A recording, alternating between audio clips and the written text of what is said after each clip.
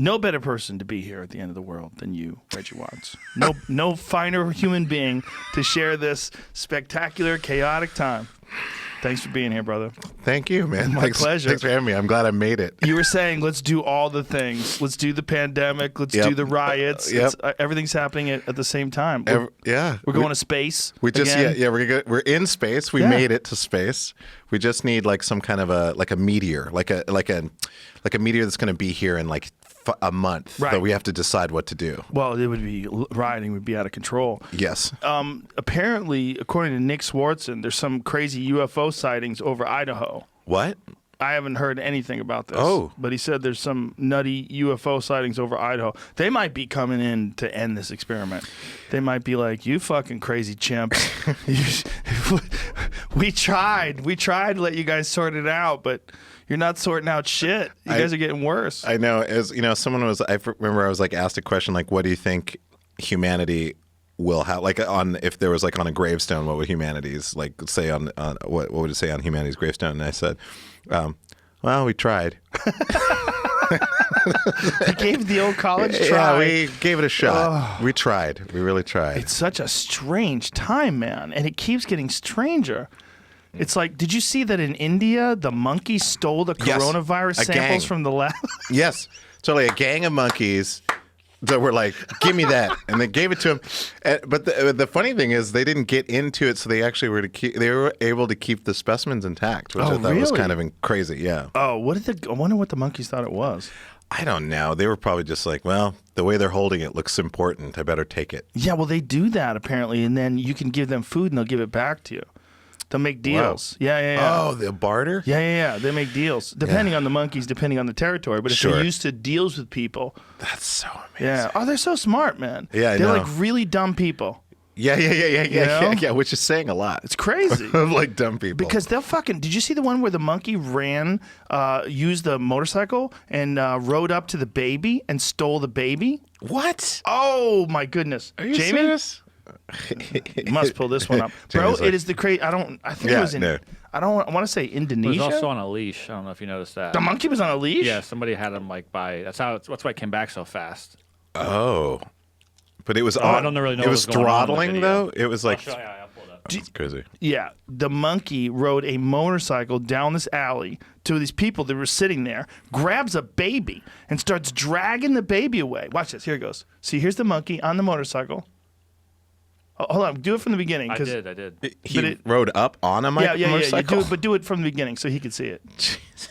Watch this. See? On the motorcycle. Oh my pulls God. up. Jumps off, grabs that baby, just grabs him and pulling the baby away. I mean, first of all, how fucking strong are monkeys? Yeah, they're really strong. I like how casual the dude is, though. The guy is like, hey, try not to have your monkey take my baby away. Jamie, where do you see this leash? Well, I don't see see how a it's leash. getting dragged away? No. The monkey's getting dragged away. It's not walking away. Oh. Watch the monkey. It's getting dragged, too. Oh, it's just holding. He's holding on to the baby, and he's being dragged. Is that 100% sure? That's crazy.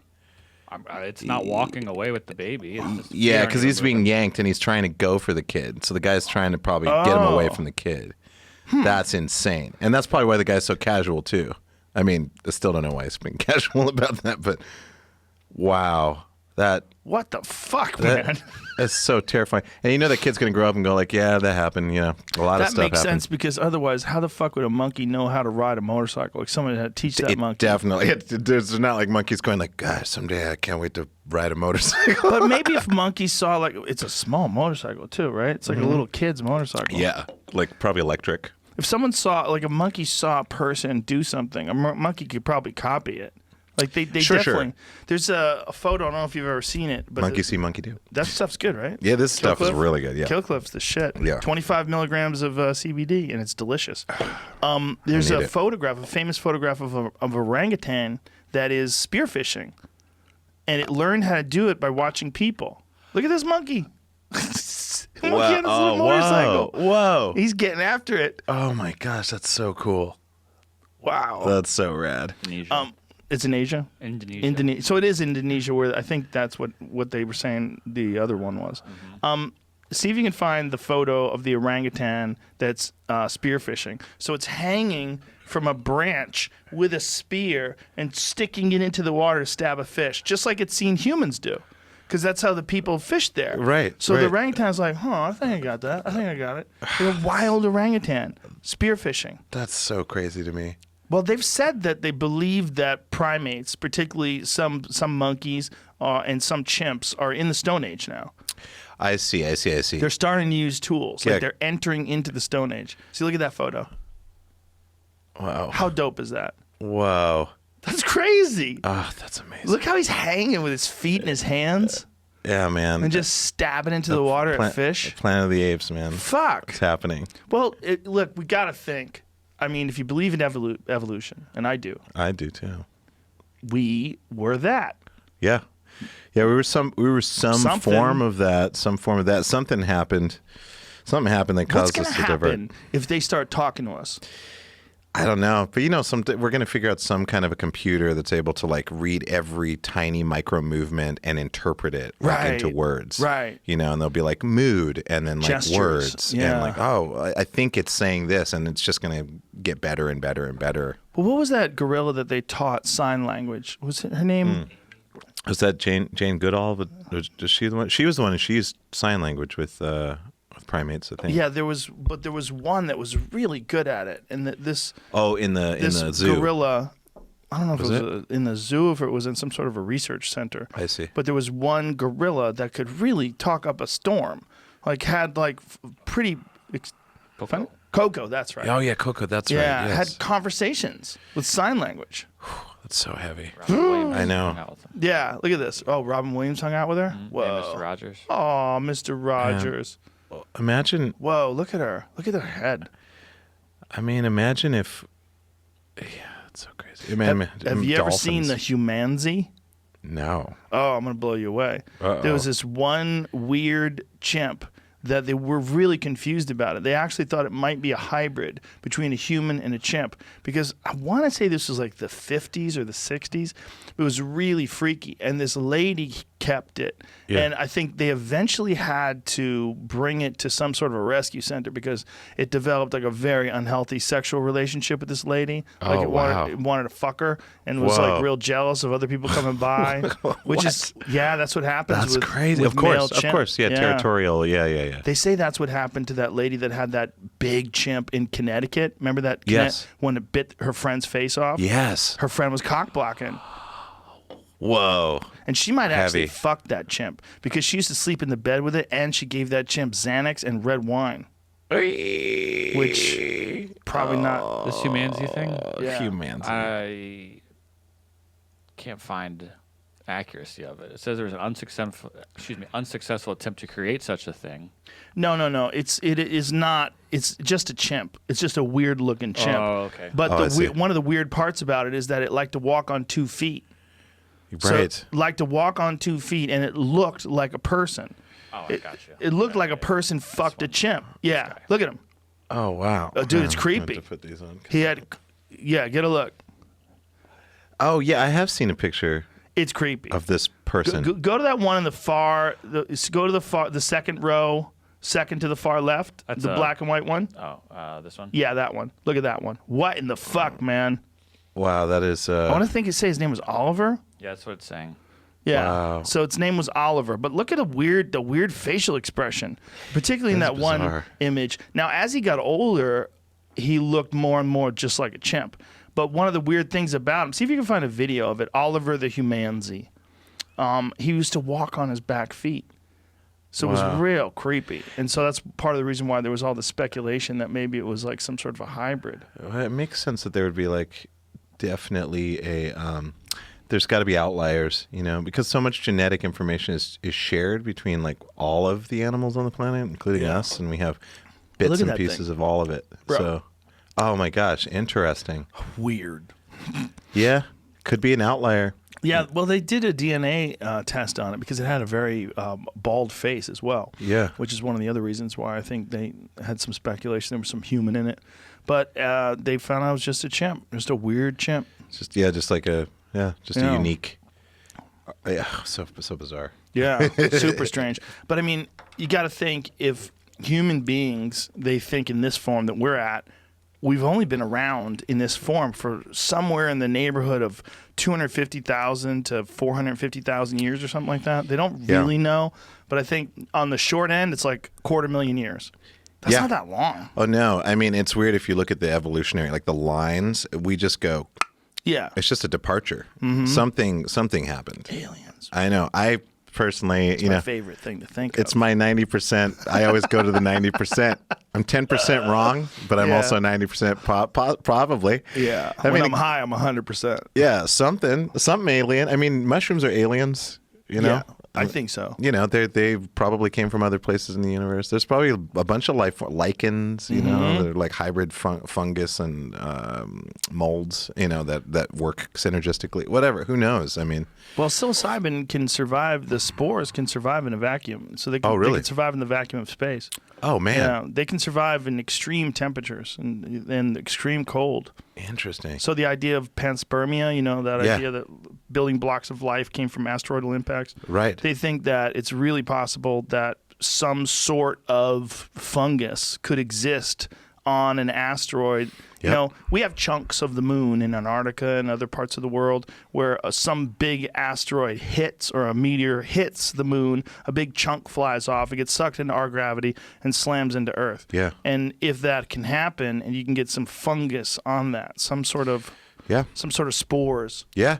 I mean, because water bears survive in space as well. Yep. And those are like more complex. They're weird. Those tardigrades, what a weird looking fucking animal that thing is. I know. It's just like you know, it's the stuff that you don't want to look too much at when you are tripping, because it gives me existential dread. Because then I'm like, I don't know what I am anymore. Like, I don't know what any of us Look at its face. are. Look at that tardigrade's I mean, face. it's so awesome. It's such it looks like it's made of like cardboard. You know, like someone like shaped it with like paper mache or velvet. Yeah, or velvet. Like a velvet balloon. It's just an amazing. Yeah, I mean, life It's got like a buzzsaw tube for a nose. Yeah, like its mouth. It's like, what a fucking freaky looking nose. I know. How does it a mouth? sense? I guess.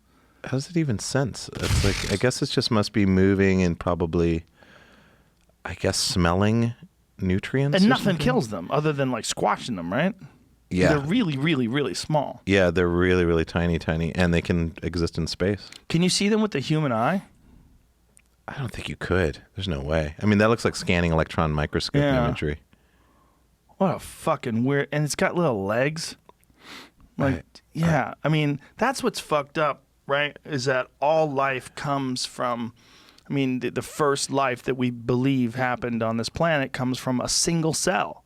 Yeah. So it went from a single cell to multiple cells to something like that. Yeah. And then eventually you get a whale or a dolphin. Yeah, totally. Or a fucking seagull. Pick a life form. It's like yeah, I mean, it never ceases to amaze me. Just like it just goes on and on and on, and the more that you look, you know, then you're like, they're atoms. It's like, are they alive? It's like, they're definitely not alive. They're just building blocks. But then what's the definition of life? If it's using energy and it's creating energy, it's like, you know, then there's sentience and awareness and consciousness and all that stuff. But, you know, it's all around us, man. We're infinitely inside of it. What is that? What is the narration saying? Something about a special protein? They're tardigrade. They're disordered because unlike most other proteins, they don't maintain a 3D structure. How exactly they work to protect the water bear, though, they call them water bears, is still a mystery. What's clear, though, is that it could have big implications for humans. Yeah, great, you fucking creepy scientists. You want to turn us into tardigrades to keep us from getting cancer. It's like, well, if we harness the T cells from the human being and take bits of tardigrade and we are able to integrate. We just have to get people comfortable with a new shape. It's like, it's old science. I mean, we really are. We're just a big experiment ourselves. Ugh, creepy looking little fuckers. We only like what we are. We like what we look like. You know? I mean, yeah. I mean, that's kind of goes like to like what's happening like now, even like with all these riots and protests and all this stuff. It's like, you know, I was talking to a friend about it. My drummer Guillermo grew up similarly, like mostly white culture. Had parents. I mean, I'm half white, half black, so I have my French mom. and my African American dad, who was from Cleveland, Ohio. And so the mixture of the two, plus the fact that they were married in 1967, 68, and in the United States it still wasn't legal to marry interracially. So they were married during my lifetime. Yeah. How crazy is that? If you want to talk about the history of racism, during my lifetime, it was not legal for African Americans to marry white people. That's correct. Yeah. Yeah. And then the Chinese had their own pathway too. They had to I think they were later. But after that, I think so. Yeah. Wow. I think so.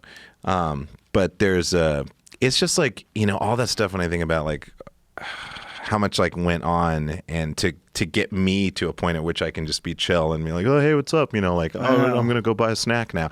I have to think about that because it's, my mom reminds me all the time, thankfully, because I tend to operate from I'm a human first.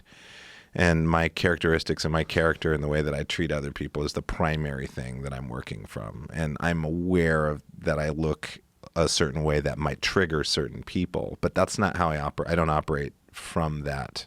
I go for the character first. Then if I start to detect there's something else happening, then I can modulate and figure something out.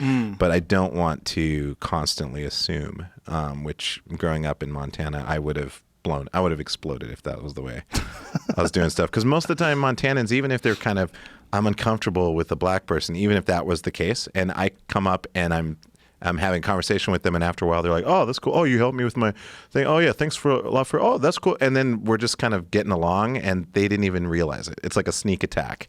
What part of Montana did you grow up in? I grew up in Great Falls. Where's that? What's that near? What's a big city that's near? There's no big cities. But what's the closest? It's the closest would be the capital, Helena. Oh, okay. But it's not. But Great Falls is big. I think is bigger than Helena. So Great Falls is about 65,000, but it's got an Air Force base, and it's got an oil refinery and some canneries from Budweiser and Pepsi. And were you there because someone in your family was in the military? Yeah, my dad. Yeah, my dad was a two-time Vietnam vet. Was in the Army.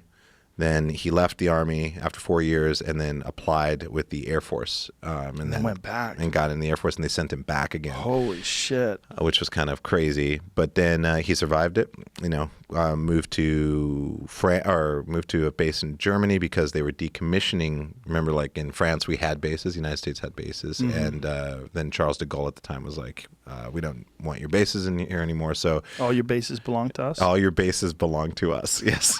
We will absorb your bases. And the United States oh, no, we'll get out of there first. And we're like, okay. But, yeah, so he was helping to decommission a base. That's how he met my mom. Oh, wow. Yeah. And his name is Charles, and they met in a bar called the Charlie Bar, which I thought was kind of wow. Funny. And then just decided to go to Montana because the base was there?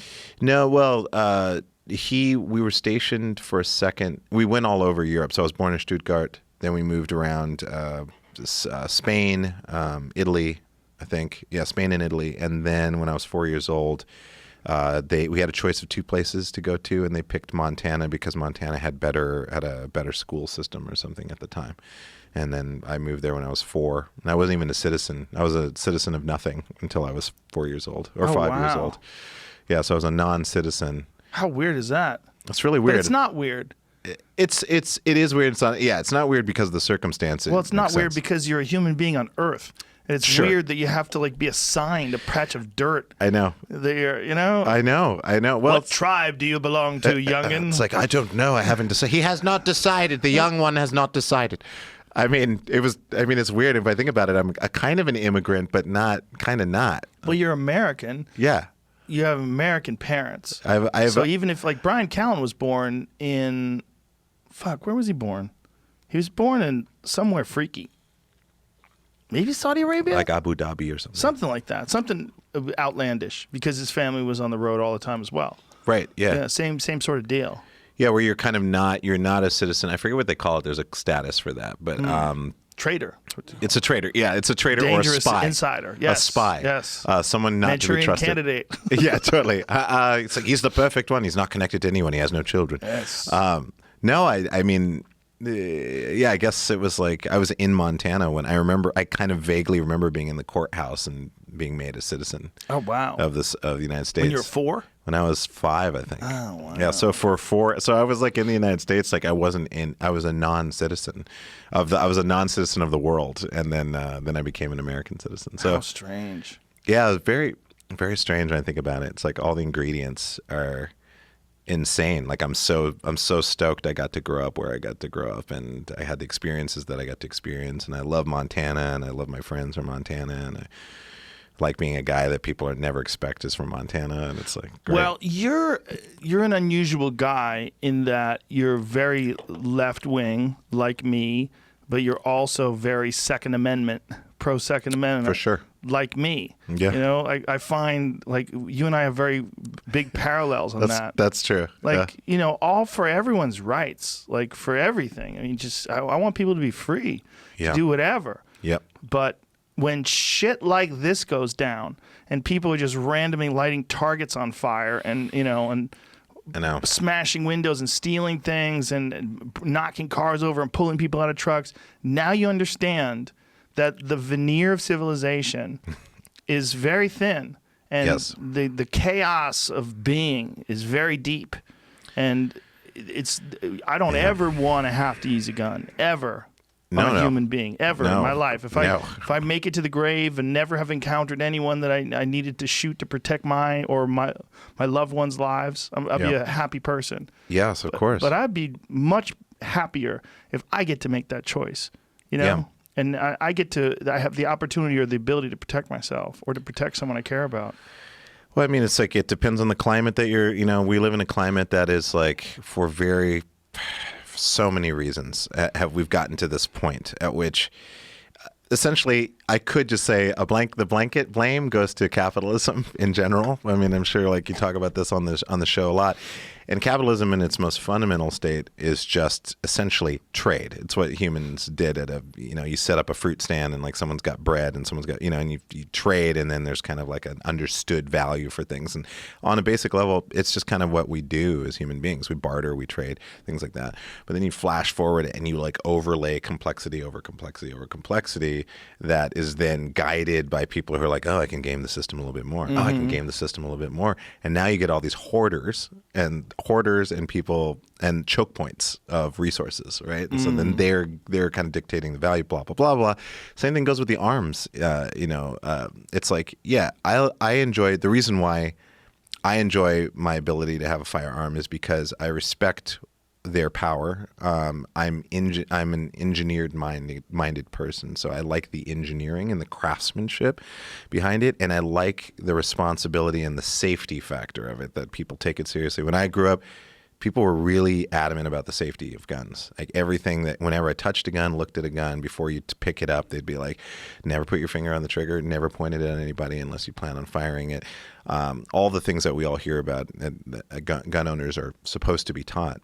And so growing up with guns, I didn't really fear them. They were just a thing, and my whole mom's side of the family was all police people. And my dad was a military policeman. He was in the military. So, guns, like that was just a part of the thing. Farmers, hunting, all that stuff. Great Falls, same thing. Growing over to my friend's house, seeing a deer strung up, on the rafters with a bunch of cardboard on the ground, getting ready to be processed. All of that stuff. And for me, I came back to guns like maybe like 10 years ago or something like that, because I was interested in training and overcoming my fear of handguns. And so that fascination was great. I went to Montana, and my experiment was like, how long will it take me to get a handgun? And I walked into a sporting goods store, one of my favorites. Walked in, timed it 20 minutes. I walked out, and I had a bag with a handgun and ammunition in the bag. And I was walking out of the store. So there's no waiting period? No. You fill out the background check. Mm-hmm. You do the background check. And they're like, oh, it looks like there's no red flags or whatever. You can have the gun. Wow. Which part of me is like, if you're a responsible gun owner and you respect firearms, that seems kind of normal. Yes. You're like, oh, I'm responsible. I know how to use this weapon safely. I'm going to buy this gun and I'm going to walk out, right? And that was my first firearm I ever bought.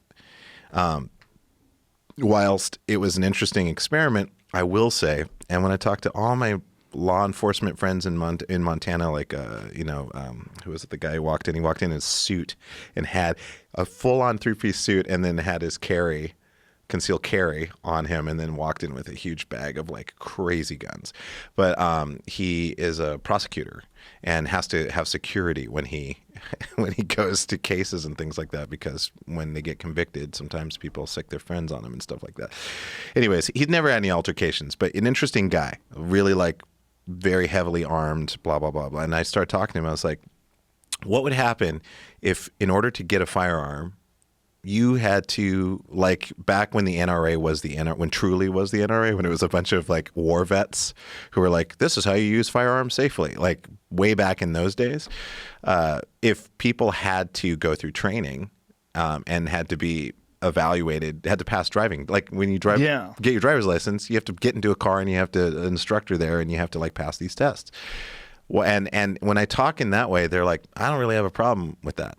And I'm like, yeah, because you're only doing yourself a favor. Right. You're promoting safety and you're educating people about firearms. And it's up to them if you want to have a firearm or you don't want to have a firearm. But if you do, you have to know how to safely operate a firearm. And there are many kinds of firearms. They're not all the same thing. Yeah. So anyways, but it was an interesting conversation. That is a powder keg of a conversation, I know, right? I know. If you even intimate, just beat around the bush, that maybe be a good idea for people to learn how to use a gun before they buy. Traitor! You fucking traitor! Yeah. Fucking Second Amendment is a right. I know, and it's a right. I know, and it's so funny because that's why I like whenever I've got a bunch of friends. They got concealed carry all the time for their professions in Great Falls. I'm sitting down with them. They've got a firearm on them. I never feel like nervous or anything like that.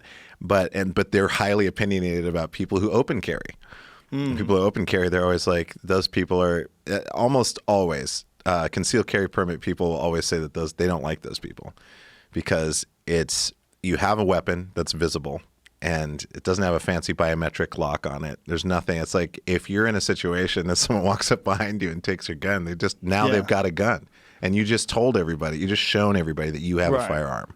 And so there's this weird thing about open carry that concealed carry people are like, this is ridiculous. While you can do it if it's legal in your state, certainly. Is it a good decision? I don't think so. It's probably not a good decision to do it when you just go into Walgreens. But that's what I'm saying, yeah. It probably exists so that no one can ever infringe upon your rights to have one in any capacity. So if you're, sure. You know what I'm saying? It's like it's not a thing where you want to do all the time, but if some shit goes down and you have a gun outside of your house, the law should be you can do whatever the fuck you want. Like the law says you're allowed to open carry, so you can have this gun outside your house. It doesn't mean you go to the movies with a fucking AK-47 strapped to your chest. Yeah, which people do, and I get it, and the whole thing about like the gun issue is that it needs to start somewhere, and it should start at education. Yes, education is that's the key, right? Yeah, like and some people are great at it. Most people that I know that are into guns are very into the safety aspect of it, and they understand it, and it's very important to them. Yeah, but it's one of those things where, first of all, here's what's fucking weird. I know so many people that want a gun now. So many people that are asking for all these liberals. So many liberal friends of mine are asking me. They're like, I know you have a gun. Did you like? What is that? And I was like, what does it take? I'm like, I was talking to two different friends who have had friends ask them if they can borrow a gun. Like, you can't loan someone a gun. No, you can't. You people that are anti-gun are hilarious because they don't know that there are rules. Like this idea that there's no rules. No, there's rules. Like all they hear about is, but what about the gun show loophole? They start talking about the gun show loophole. Yes. Yeah. Go to a gun show then. See any gun shows? No. Well, you can't have my gun. Get the fuck out of here. Yeah, I know. It's so that's the thing that's so hard about it because like for me, I'm a pragmatist and to me, it's always about awareness. It's always about education. And the thing that the conversation always breaks down on either side, where it's like, if it's a gun nut and they're like, any hint of something that says we're going to have to talk about this, they're like, no. And then the people who are really anti-gun, they're like, any hint that there might have to be a compromise made, then they're also equally like, no. And nothing's ever going to get done unless you get soldiers, cops, people who use guns who have to use guns for a profession, talking to people who are heritage gun owners, people who've been growing up for generations doing that, to people who live in urban situations where there's illegal gun sales and black market guns, and there's a problem with guns in their communities. All that stuff needs to be talked about, but the sides are so entrenched, it's very, very, very difficult. Well, I think something like we're experiencing right now, these riots and the looting, this opens people's eyes. This is like we were talking about our liberal friends that are very interested in getting a gun now. This opens people's eyes. You realize like this is not, no one's on a power trip. You're just talking about your ability to safely defend your loved ones and yourself. That's all you're talking about. Absolutely, 100%. And my thing is too. It's like technology is amazing, and guns are an interesting form of technology because obviously, if again in a healthy situation, you're like, oh, did you see the new blah blah blah blah blah? Mm-hmm. Oh yeah, they enhanced this. Oh yeah, there's a tri-mount for the silencer. So did you apply for the silencer? I have a Class 1 license. All that geeky stuff. It's as geeky as people working on engines and hot rods, right? Right, exactly. There's that, right?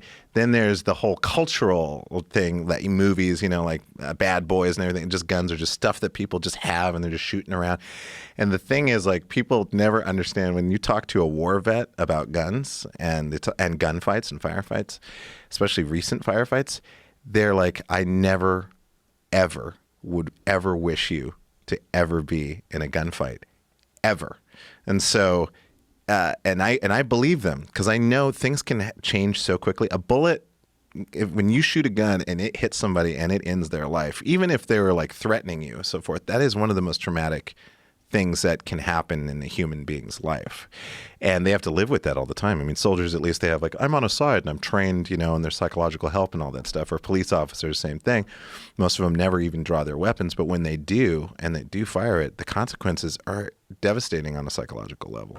But I will say that, my friend who carries, I was like, what if the first 3 rounds that you have in your personal protection gun, like at home or whatever, your handgun, whatever it is, what if the first 3 rounds were rubber and then there were live rounds after that? And he was like, oh, that's an interesting idea. And I'm like, anything to protect yourself, but not necessarily guarantee that you're going to kill somebody. If it's, if it's a weird situation, situations happen fast. And I understand when someone comes into your house, all bets are off. Whatever you need to do, however you feel, if someone breaks into your house, I understand that completely. But for me, I'm like, what can I do to make it really hard for someone to even get to me in the first place? Yeah. And my last resort is a weapon that can kill somebody. That's my very, very, very last. But I'm going to do everything I can to be as preemptive as possible, to not be enticing for people to want to come up and attack. Yeah, these rubber bullets that these cops are using on protesters. How fucked up is this that they're just shooting them into people?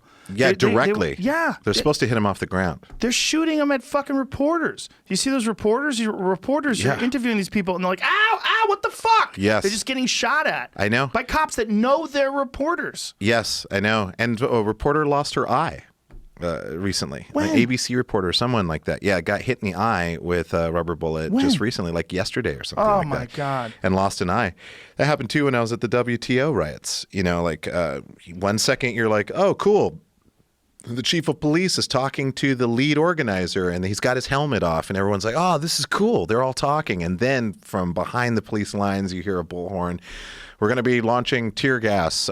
Please clear the area. And you're like, wait a minute, but you guys were just talking. It's like, oh, I don't know. And he doesn't know because that was another order placed by someone that wasn't him. And then suddenly it turns into pandemonium. And the next thing you know, another dude loses a guy that I knew that was a friend of a friend lost his eye in the WTO, right? It's because the guy, the police officer shot at him directly instead of bouncing it off the ground. It's just like, and it comes down to my gun guru dude that I was, training with for a film, and that's kind of what launched me back into stuff. But he was saying, training. It's like when it comes to police officers, it's community outreach, being able to actually establish a contact with your community so that they can at least have some form of trust or someone that they can talk to, that they can relate to, so they understand the police are there for their protection. Then the other thing is like, training. A lot of these officers are just like, they're just sending them out and going, hey, good luck.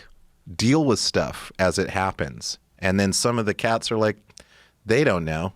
And their anger gets the best of them. Someone's being indignant. And they're like, you know what? I'm going to lay it down. I just think most people do not have the kind of temperament and character to deal with being in a position of having control over other people. Really Agreed. ultimate, fatal control over other people. I just don't think they have that. I think most people, I think that takes a really powerful person. And there are powerful people out there that handle it well, and they're great cops. Yes. And then there's guys like that guy who put his fucking knee on that man's neck for 8 minutes and 38 seconds or whatever it was. And finally, the family got their own autopsy. And the autopsy right. showed the man did die from asphyxiation. Yeah, not just asphyxiation, but also from the blood being cut off to the brain. Jeez. Which is really what it is. It's a blood choke because you're putting your shin on the side of the neck. It's cutting off the carotid artery. It's like a choke, like a jiu-jitsu choke. You know, the idea that that's not what killed him is like, come on. What was just a coincidence? I mean, what is the autopsy? Like, how corrupt are your fucking medical examiners? Man, I'm telling you, I know where they're like, oh, we need to get ahead of this, and it's like, just fucking tell it like it is. He had pre-existing conditions. Yeah, it's called being black. Yes, that's the pre-existing condition. I know. Oh my, called being black God. and being arrested, especially by that guy. That guy had 12 different abuse forms that were abuse claims against him over the years. Yeah, I know. And the guys that were just kind of sitting there, the cops that were sitting there, it's like again, it's also a training issue. It's like, and if you're a cop and you've noticed a fellow officer in the field doing some shit that they think is like not cool or just straight illegal, whatever, or they have a feeling that it's going to escalate with this person if it's left unchecked, it's hard for them to communicate because there's this whole brotherhood loyalty thing that locks everybody into like this code of silence. And it sucks because, how do you expect police departments to get better if police departments aren't allowing themselves to get better? Well, some people that do step out, they get in trouble, right? Yeah. Some people that do call out other officers for shitty behavior. But there was one woman really recently, I think it was either yesterday or today, there was a guy, and he's arguing with these protesters, this male cop, and this woman gets on her knees in front of him and says she's on her knees. And he shoves her to the ground when she's on her knees. And this female officer gets in the guy's face and starts yelling at him. And as he's walking away, she's chasing him down and yelling at him. Oh, God. And it's all on video. So there are examples of good cops who see cops being abusive and go, hey, and this guy was clearly abusive. Like, there's one guy standing there and he got right in the guy's face, like intimidating him, and then he pushed the girl down. Look, there's a lot of people that shouldn't be cops. And then the stress of those situations where you're trying to take control of a mob, it turns bad. Or you get that sheriff from Flint, Michigan. Did you see that video? Oh, that was amazing. It's amazing. That was amazing. It's beautiful. It brings a tear to your eye. It really did. He's like, we're going to put down the batons. We're going to march with you. It's like, we're all together in this. Yes. And we want you to have a voice. Yeah. And then he's hugging people and everybody's hugging everybody. Yeah. And then they're walking together. So imagine the cop that pushed the lady down and put him in that situation with those people. Yeah. With that same aggro attitude. He'd be yelling at people and telling them to shut the fuck up and pushing them away, and it probably would have escalated. Yep. Or imagine that cop in the other scenario with that woman on the ground. He'd probably be like, ma'am, I don't want you on your knees. Like, we're all in this together. Like, we all saw what happened to that man, and it's an injustice. Yeah. Let's walk together. Let's try to heal this community. Let's try to do better. Yeah. That's what I want to see, man. I mean, that's all it comes down to. It's it's all about behavior, how you handle a situation in the moment. And again, if they had a little bit of training, a little bit of training to say, like, stop, think, then assess the situation, and unless your life is in danger, but these situations are not that. These are cops that are like, something happens, there's like something clicks and there's chaos all around, and the instinct is like essentially the same mentality as someone who's taking advantage of it on the other side, who are like the people who come out after the initial rage wave of like, which is a natural kind of biological instinct, and it's a rebalancing. But then there are the opportunists that sneak in behind the wave, and those are the people that you see like targeting in a very organized way, targeting these stores, knowing exactly where they're going to go, and they're going to take advantage of these moments of chaos. Yes. And then of course that gets mixed in, and the cops see that, and it's like, well, they kind of get in on that wavelength instead of the majority wavelength, which is just like, we're pissed, we're emotional, we're loud, but we're allowed to do this. Have you seen these bricks that people have been finding at all these different sites where people are protesting? These organized stacks of bricks. No. Yeah, man. Look, I'm going to send you one that Eddie sent me. Who do you think is putting that? That's the question, right? It's like, who is putting that? Is it Antifa? Is it the cops? Is it someone who wants someone to throw a brick so that they can impart martial law? Like, what is it? Yeah, my brain always goes to conspiratorial. Here it is. Mysterious elements. brick piles appear throughout major protest cities. I mean, these are bricks that are appearing that don't have a reason to be there. Jamie, I'm going to send you this video that Eddie sent me because this is. I'll airdrop it to you, buddy. God, man, See the car too, and the bait car they said in Long Yes. Beach yesterday. They Yes. left a car out there. Hey, they left an Really? old Like, shitty Who car. leaves a fucking free car out for people to just take? A too? free police car. So they left an old shitty police car out there, and then on top of that, this old. Why is this not? Okay, Jamie, I'm airdropping it to you right now. So this old shitty police car, and then you have all these protesters, and then these three people move in a very organized fashion. And there's a guy who made a video about it. Have you seen the video, Jamie, where the guy breaks down the Antifa? Have you seen that? I'll send you the video. This is weird. What's that? I never saw this. Yeah. Okay, put it up on the Yeah, screen. I got to figure out how to do it. Oh, okay. Send photos. Oh, I see. That's so crazy. So there it is. So these random pallets of bricks. This is very organized. This is on Ventura Boulevard out here in LA, or I think it's in North Hollywood. So these pallets of bricks are just sitting there. Like, look at this. What? Yes. They're just like riot supplies. Exactly, riot supplies. And What? Exactly. So who's doing this? This is very organized. I mean, there's many stacks of these bricks. It's very anti-anarchist. Well, is it? Because it's organized. But I mean, it's fuel for anarchy, right? Yeah, but I wonder. Look at this. Or do you think? I mean, here's another theory. It could be possibly performance art. I mean, and I'm not saying that like as a joke, but like some performance artists like go to that length. But that's very, very organized and very ominous and very weird. I mean, I hope that those were reported and that the police like picked them up. Well, one thing that is happening that's promising is that these provocateurs are getting caught by actual Black Lives Matter protesters and grabbing them.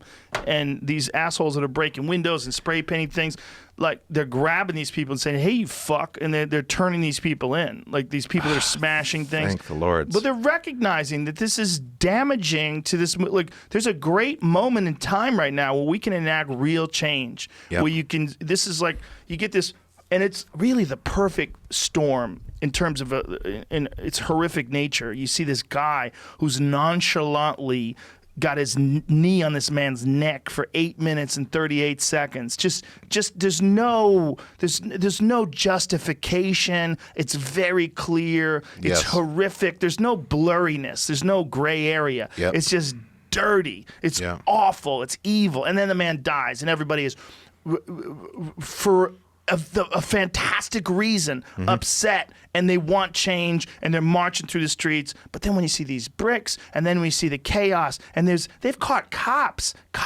that people knew were cops wearing police distributed gas masks, like official gas masks, like the ones that the cops use. Like the same wardrobe that cops wear. Everything's black, all military issue shit. Yeah. And then these people would chase them. Are you a fucking cop? Like, this guy's breaking windows at Target. And then someone in the comments was like, I know who that is. That guy is a cop. And they were calling out the guy's name. So this cop is going around while these peaceful protests are going on, and he's smashing windows with a gas mask on, fully dressed in military issue garb. And people are like, well, that's an agent provocateur. But is he acting on his own? Yes. Is he a rogue cop? Is he like one of those crazy firefighters that lights buildings on fire so that they can save them? Right. Is he inciting this? What is going on here? I think some people just wish they want it to turn into something massive, and they want it to be like a civil war. And there's also like the whole race war thing that, you know, you hear about, and white supremacists and stuff like that talk about, you know, and there's like the right way. The thing is, like, your mind can swim in all kinds of like conspiratorial ways, and it's a mixture of all kinds of things, you know. It's definitely like, it's probably like, hey, I'm going to do this, or like, hey, we should do that, or someone kind of kids around and someone's listening, you know, in the police department or whatever, and they're like, yeah, well, what if we were doing that or whatever, and they hear that and they're like, I am going to do that. Who knows? But that's some dangerous shit, and I think that's amazing that that protesters who are seeing this are detaining these people, because those people, they're just not helping in any way. And here's a good one. See, this asshole is smashing things, and this guy comes over and grabs him and fucking body slams him. And then everybody holds the guy down. They're screaming and yelling at him. And they hold this guy. They passed him over to the police too. These are Antifa. Look at, he's trying really hard to cover his face. It's like, no, hey, fuck you. What is he hitting with a hammer? What was he hitting? He was making bricks off of the sidewalk. And that's so. Good. Oh my god. Gray hair. How old is that dude? I don't know. It's very frail. Shitty jiu-jitsu. I mean, I Look think how easy they took him down. There's definitely some anarchists that are like, you know, they're like, we're doing this. This is our time. And you know that there's like a whole wave of those people, because, I mean, I remember going to Brandenburg, Germany. A friend of mine out there has like a bunch of kind of Antifa / anarchist, but like kind of German mellow version of that. Bought a bunch of land that was actually, it's got like a weird shaky history, but it was like Goebbels' training camp for the Nazi youth at one point. And then it was, before that, it was like a Polish, I don't know, like Air Force place or something like that.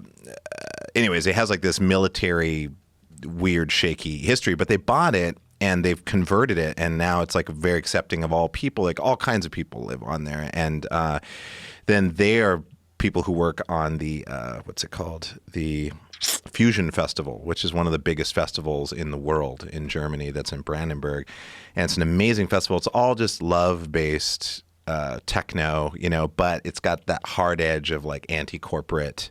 It's all DIY, but it's massive. It's like 70,000 people festival. It's like Burning Man in the woods. And very interesting conversations that you hear from them. But do you speak German? I don't. I mean, a tiny bit. Ein bisschen, but not a lot. I actually was trying to learn German. I love the German language. Do they speak English?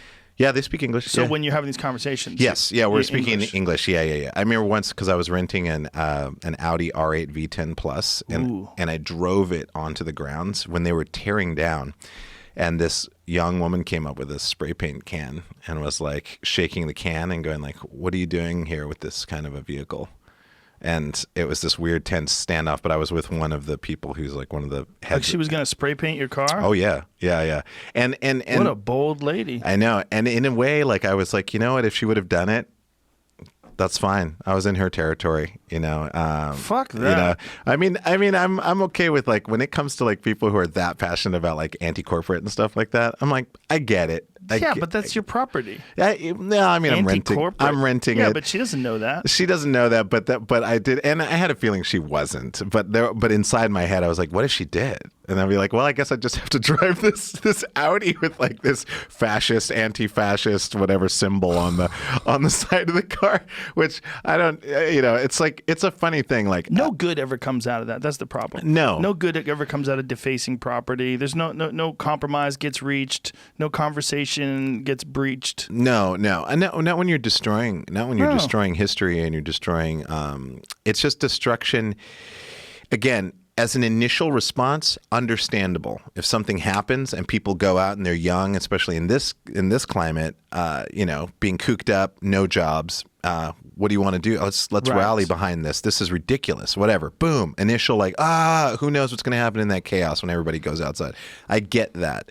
The continuation of it, as the standard behavior, that's a problem that any leader, any civil leader, is going to condemn and frown upon, because at the end of the day, I'm a pragmatist, and it's just inefficient. It's just very inefficient. And that's a funny way to look at it. Inefficient. It's like, how are you going to use that energy? Like, harness the energy for real. If you want real change, you have to strategize. And for me, I'm about hacking. Like, we got to hack this system. Yeah, but you're this guy who's like really into engineering. You're very thoughtful. That's not what you're dealing with these burn it to the ground motherfuckers. These people don't have a plan B, and they don't have a forward strategy. They just want to, we're going to fucking tear down capitalism, man. Yeah. And then what? How are you going to get your food, you fuck? Where are you going to get your shoes? Who's making your shoes? Where did you get your car, you fucking idiot? I know. Where'd your phone come from? I'll give you a hint. Not America. Yes, I know. Things have to get made, dum-dum. People have to engineer them. It is really like, it is, and I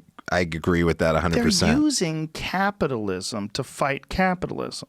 Yes. They're using the internet and social media sites on cell phones that they bought. Yes. Yes. I mean, without a doubt. I mean, here's the thing. This is what's so weird about it. It's that it's such a paradox, right? I mean, essentially is what you're describing. Yeah.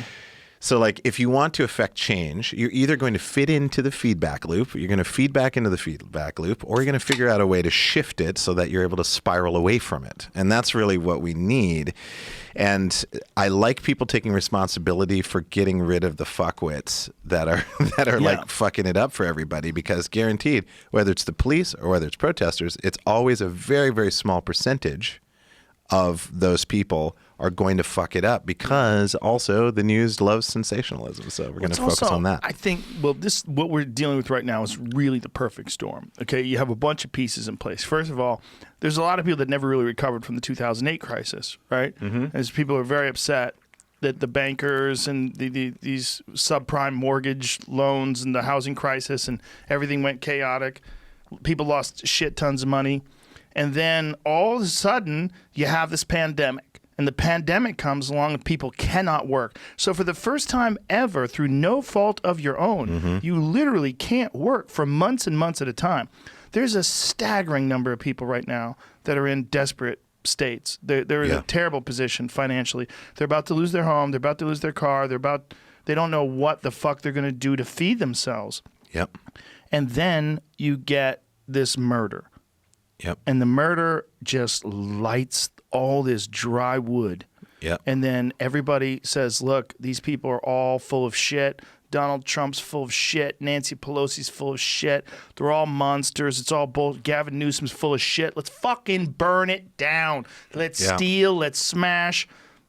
And that's taking part. That's happening while these peaceful protests are happening. All the while, people just got done watching The Joker. So The Joker, yes, I know, which is this fucking billion-dollar movie where this guy kills everybody and burns it to the ground and shoots people on TV. And here's the problem. You kind of cheer for him. Of course. If this was a movie and a bunch of people were like, look, we're going to fucking end this corrupt system of capitalism, start smashing windows and burning things, part of you would be going, let's see how this turns out. Yeah. How is this going to turn out? This is kind of an interesting choice. Mm-hmm. Like, wow, these guys are getting radical. Do they have a plan? But then in the movie, like if you saw these pallets of bricks just mysteriously appearing at these areas where people are scheduled to protest and where these marches are supposed to go by, you're like, hey, what the fuck is going on here? Yeah, it's there's something else at play that's like trying to like push it over into that fantasy, to move it from the fantasy into the reality. And my left-wing friends think it's right-wing people that are agent provocateurs that are trying to start this sort of chaotic scene so that the military can be called in, which is what essentially Trump apparently did today. Oh, yes. Yeah. Yeah. Apparently, Jamie, why is everybody saying that it's martial law? Is that something that happened after his speech? Well, because during his speech, he was essentially saying that if they didn't call in the National Guard, he was going to bring in the military, which is, I don't know if he can legal. do that. I don't think he can do that. That statement, I think, is what they're taking as martial law. Yeah, or essentially. Yeah, which in a weird way goes against. I mean, like you're talking about left wing people saying like it's the right wing, and I'm sure that there are right wing people that are like saying, it's the left wing because they want it to make it. Yeah, and they think it's Antifa. So it's like all this finger pointing. Whoever's doing it is definitely winning for their point of view because they're like, well, we're doing it. No one knows who it is, and we're just doing it. Well, agent provocateurs have been used from the beginning of time.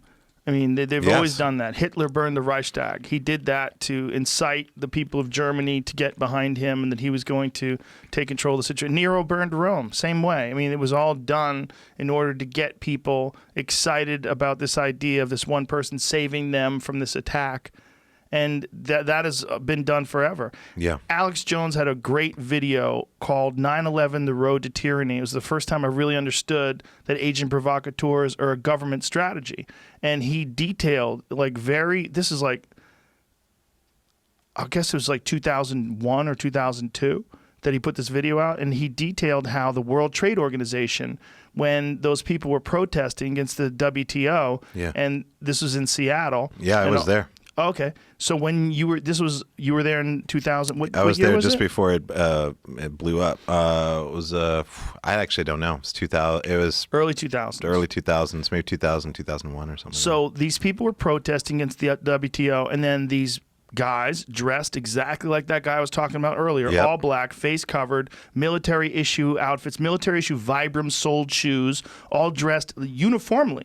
Started smashing windows, smashing cars, pushing over post office boxes, lighting things on fire, and then they wound up shutting down all the protests, and even they had a no protest zone where people were showing up at work where they had a WTO stick or like a WTO pin with a red line through it. They made them take that pin off of their jacket before they went through the line, because you couldn't have anything that was any sort of a protest. It was crazy. Like, this is all documented in this film.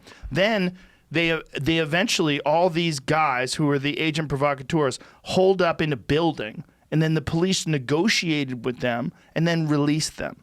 So there was some sort of an order from higher up, and they were all released. Interesting.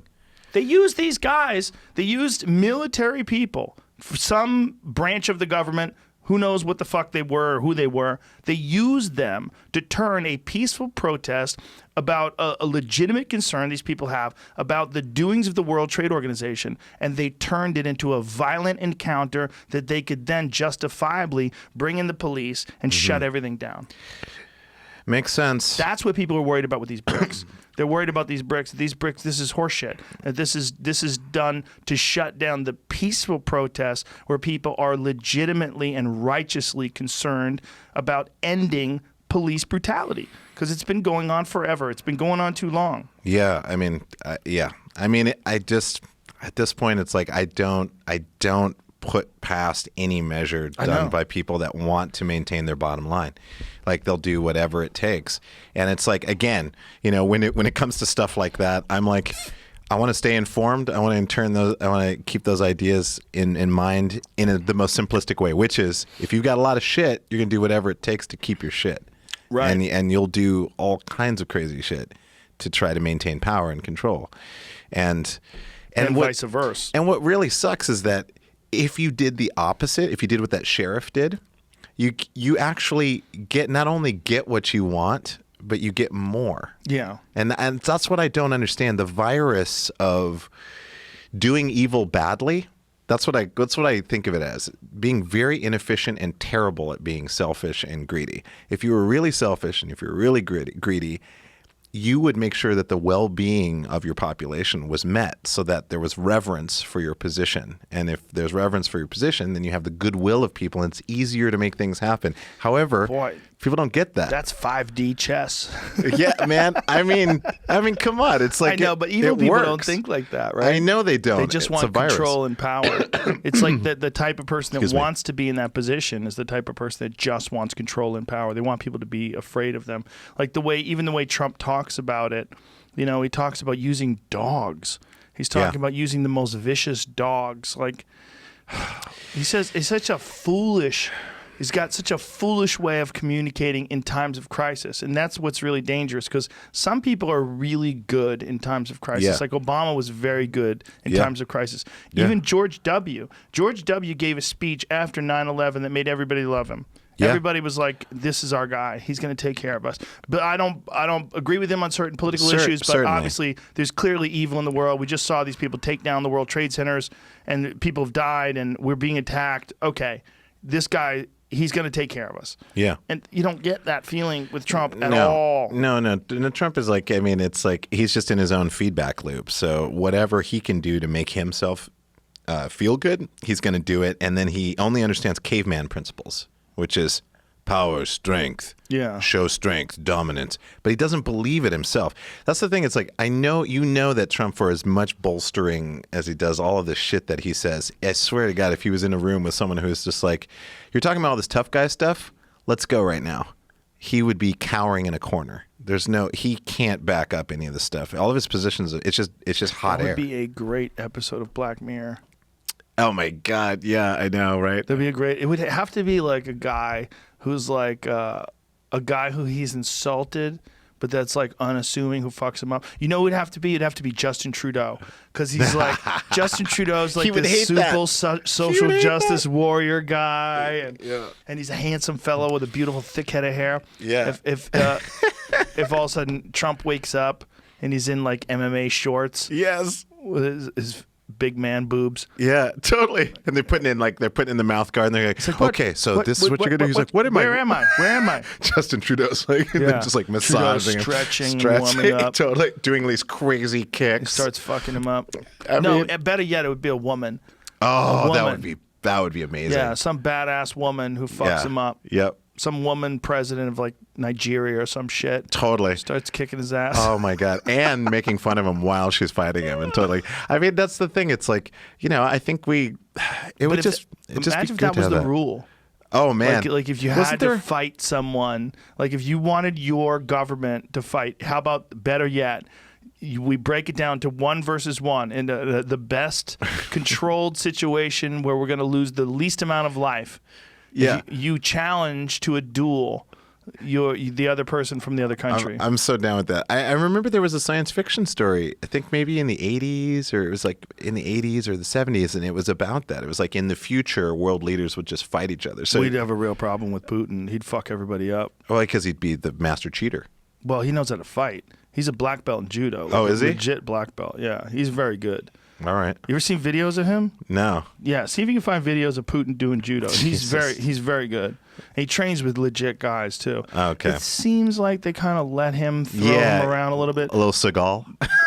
Very Seagal-like.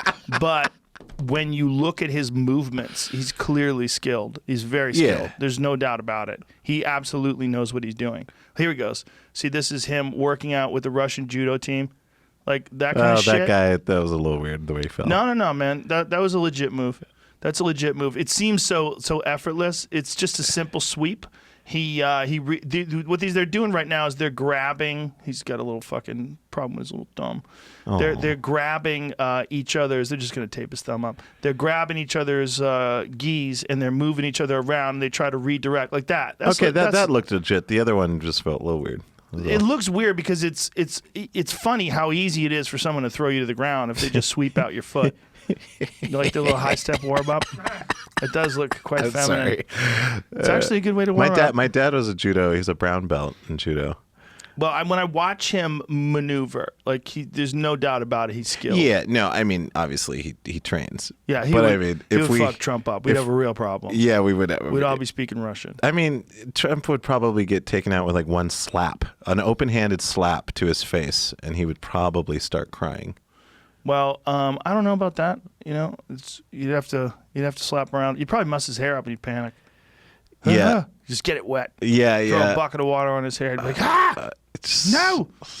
So he's working out with the real Russian judo team, though. I mean, and he's like fucking 60-something years old. That's pretty cool. Just kind of crazy. I mean, on a human, I need to accomplish something level. That's good. If there's something, I was asked today that Maria Bamford had a questionnaire, 25 questions that you're supposed to answer for a certain column or something like that, and one of the questions was like, did you learn something from someone that you didn't like? And in a way, like in that video, it's like, well, I don't like Putin, but it shows that, at 60 years old you can still train with the best of them, and and he's putting himself out there, and he's going for it. Sort of. But again, it's hard to imagine that those guys weren't kind of like taking it easy. Yeah, I think that they were taking it easy because it's. I mean, how could you not? Could you imagine being the guy that like takes hip toss him on his head? Yeah. And you wind up dead. Yeah, and then he'd be like, "All right, yeah, you got me." Seems all friendly at first, and then like a week later, you're like in a gulag. Yeah, you just slowly get poisoned to death Oh, over months. Did you ever hear the story about him with Robert Kraft with the Super Bowl ring? No. Sergio Simpson actually told me the story. It's a crazy story. Yeah, he was with Robert Kraft when Robert Kraft was there. He had a Super Bowl ring on, and he said, "Let me see your ring. Let me hold." He takes the ring and he puts it on his finger and then just walks away. And then Robert Kraft is like, "Hey, what the fuck?" And then the security guards put their hand on Kraft, like shake his hand, like no, like that's his ring now. Wow. He just in front of everybody took his fucking ring. Look, here it is right here. You can see it. Look, he puts it on his finger. He puts it on his finger. He looks at it. He's like, oh. And then Kraft tries to get it back. He's like, no, that's mine. I'm going to keep that. Oh, my walked gosh. away. Yeah. What an He asshole. Stole his fucking Super Bowl ring. But he put it on and just walked away. What an asshole. But weird. I mean, it's a power move. It's just such a big dick move. It's totally just like, hey, check this out. He just whipped his hog out in front of everybody. The thing that sucks. What did it say that? What is that quote right there? I took the ring, showed it to Putin. He put it on, and he goes, "I can kill someone with this ring." And that was it. That's all he said. He took it. Yeah. I put my hand out. He put it in his pocket. 3 KGB guys got around him and walked out.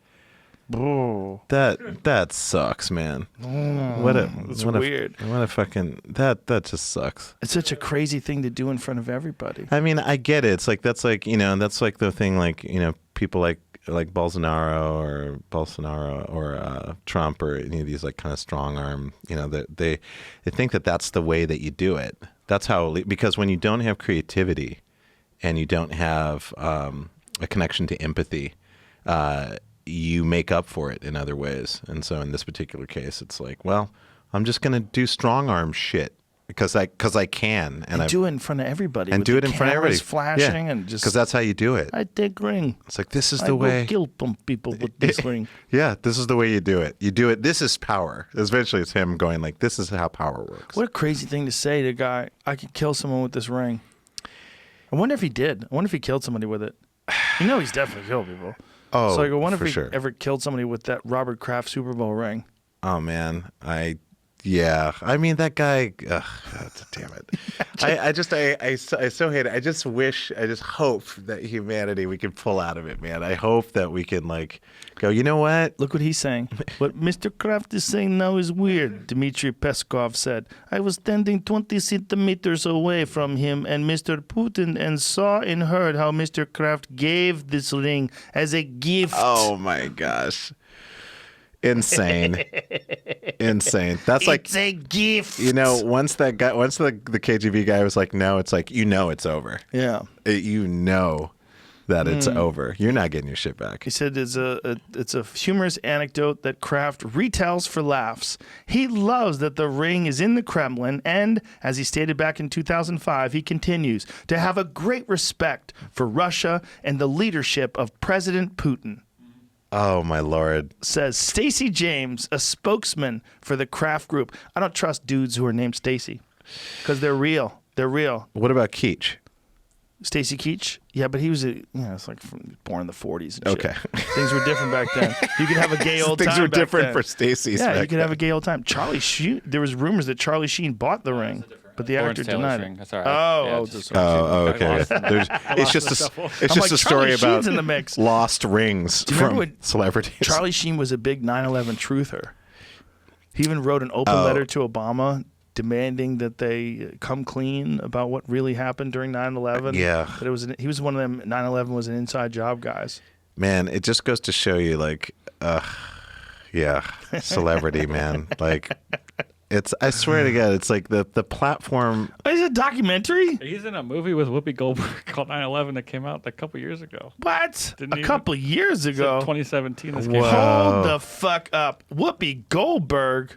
I'm gonna have to watch What? the trailer live. Oh, so this is a movie about recreation. Oh, here I am in the tower doing coke. Look at Whoopi. Where did this come out? What is this nonsense? What? This is a 3-year-old movie? There's Louis Guzman. Oh, let me check my watch. He's looking at his watch. watch. Oh, my God. September 11th. It's about to go down. Oh, Jesus. Oh, this looks like maybe the worst movie of all time. First of all, what did they do to Whoopi's hair? No, They took her dreadlocks and they stuffed them in the most unimaginable wig. It must be like that she's like recreating a role. Somebody. That is insane. What's crazy about Charlie is Charlie Sheen and look at Whoopi with her big crazy hair. Charlie at one point in time was a super legit actor. Like in Platoon. Yeah. He was in some fantastic movies. Yeah. He was in Hot Shots. I don't know if that was as good. Major League. Pretty good. Hot Shots and Hot Shots Part 2, man. I mean, Not come on. bad. But I mean, now like we kind of all I know. agree that he's just a fucking loon. He's like a crazy person now. I don't, it's Oh, so. the elevator's falling. Oh, they're all falling. Shit. Oh, they're fucked. There's scene of weightlessness. Damn. Oh, boy. 9/11. 9/11 Carrera 4S. In Join theaters, us. September 8th. Oh, Jesus. So you could hear about it before the 11th comes around. You get worked up. We should have a viewing party for that It's on the movie list. and smoke a pound of weed Oh, hell yeah. and watch that. Invite Yeah. me to that. Oh, you're in. I wonder, do you think 9/11, like when 9/11 happened, that Porsche had to rebrand? What did they do? Fuck. They didn't give a fuck, did Like, they? the That's very sorry. German. Sorry. Yeah, it's like, sorry, but our car was named very early, so... Car has been named this since 1960 something. yeah, so... Yeah. No Man's Land. He had a movie about Porsches. Yeah, it's coming up too. Oh, my gosh. Who was the other dude? The other dude. Oh, I know DB that dude. Sweeney. Yeah. Yeah, he was like an 80s dude. Yes, he was one of them 80s guys. He might have been in The Wraith. He probably made a ton of money, and now he lives on a ranch somewhere in Wyoming or some shit. Yeah, it's so crazy. But that man. No Man's Land is about DB Sweeney is a cop, and Charlie Sheen is a Porsche thief, and he only steals Porsches. They said, "What about Ferrari?" He's like Italian trash.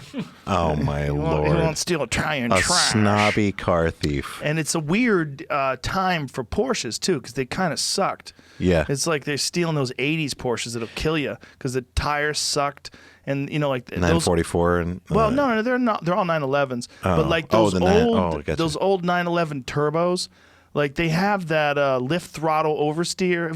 You never drove an old one? Right? No, never. I have one out there that has a little bit of it. I have a 964. It's an RS America, but it's pretty grippy and it's got really good tires and an upgraded suspension. There it is. There's the movie. But those old ones, He's obviously on a trailer. when you're going around a corner, you have to stay on the gas.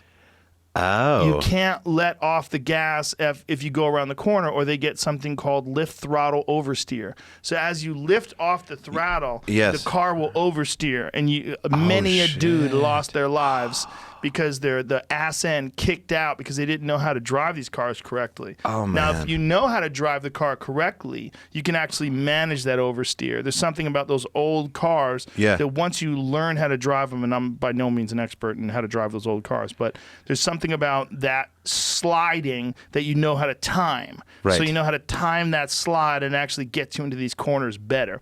You kind of manipulate that weight. It's like a light form of drifting, kind of. Yeah. It's like inertial management. Yeah. I never learned how to do it, but I've experienced that in my 964 going around a corner. You let off the gas. It's like, hey, fuck. Oh, my God. It gets all sloppy. Yeah, it's just like your controls. Like, it's like, hey. It all fucking fucks off on you. You start turning into SpongeBob. Just like oh boy, guys. It just gets real. It just feels like you don't have it anymore, and you're like, oh my God, I might crash. And then you like recorrect. Like if you ever I have a BMW, a 2005 E46 M3. Yeah. It's a great car. It's not the fastest car in the world, but it's really, really balanced. What is it? 3 Series? 5 Series? 3 Series. 3 Series. M3. Yeah. It's an M3. It's a great year. But it's like it's a very mechanical car. Like when you're shifting it, everything, you feel really connected to the car. Yeah. And but when you go around a corner with this, if the ass end kicks out, you correct real easy. Yeah. It feels like you got it. You're in control. You just let of off this the car. gas, right? And it comes back in. But you could feel like what's going on. Like you feel when it slips away a little bit. You feel very in control of it. Yeah. Like you could, if you took it around a racetrack and you started sliding and drifting a little bit, you'd have it really quickly. Like there's a shitload of, look up M3 E46 drift. There's like porn, like drift porn all over YouTube of guys taking these cars and going, they're like famously well balanced. But it's just a really well engineered, well balanced car, but it's front engine, you know, it's built different. That rear engine Porsche, like especially look at these guys. They're taking these things, look how these guys like going sideways around these corners.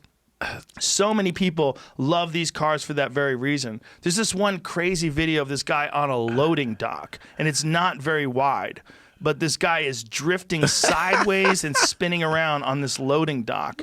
Like, look how well this guy's handling this. But this is about this car. These cars that's not an E46, but it's my another Lord. M3. But these cars are like really easy to maneuver. They're so controlled. Easy drifters. Yeah, it's just an amazing car. That's a beautiful E46 right there. Wow, that's But these cars, you can when they spin, when the ass end spins, you just correct, and you can handle it and use it to drift around cones like this guy's doing.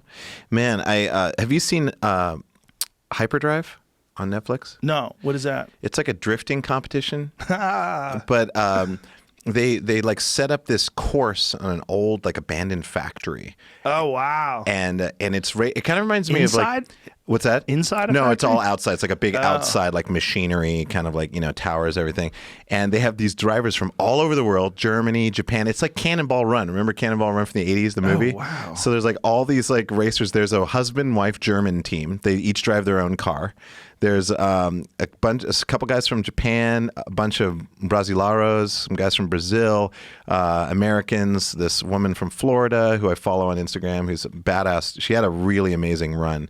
And women, men, people of, not a lot of people of color, but like definitely like a pretty diverse crew from all over the world. What the fuck? They're going up this giant ramp? They have to balance that. So you have to keep going back and forth until you find the balance point. Then it turns green. Once it turns green, then you can go forward on the course. And almost everybody lost it.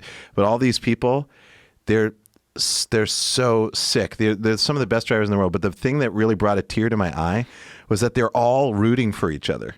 Like all of them are rooting for each other because there's never been a thing like it.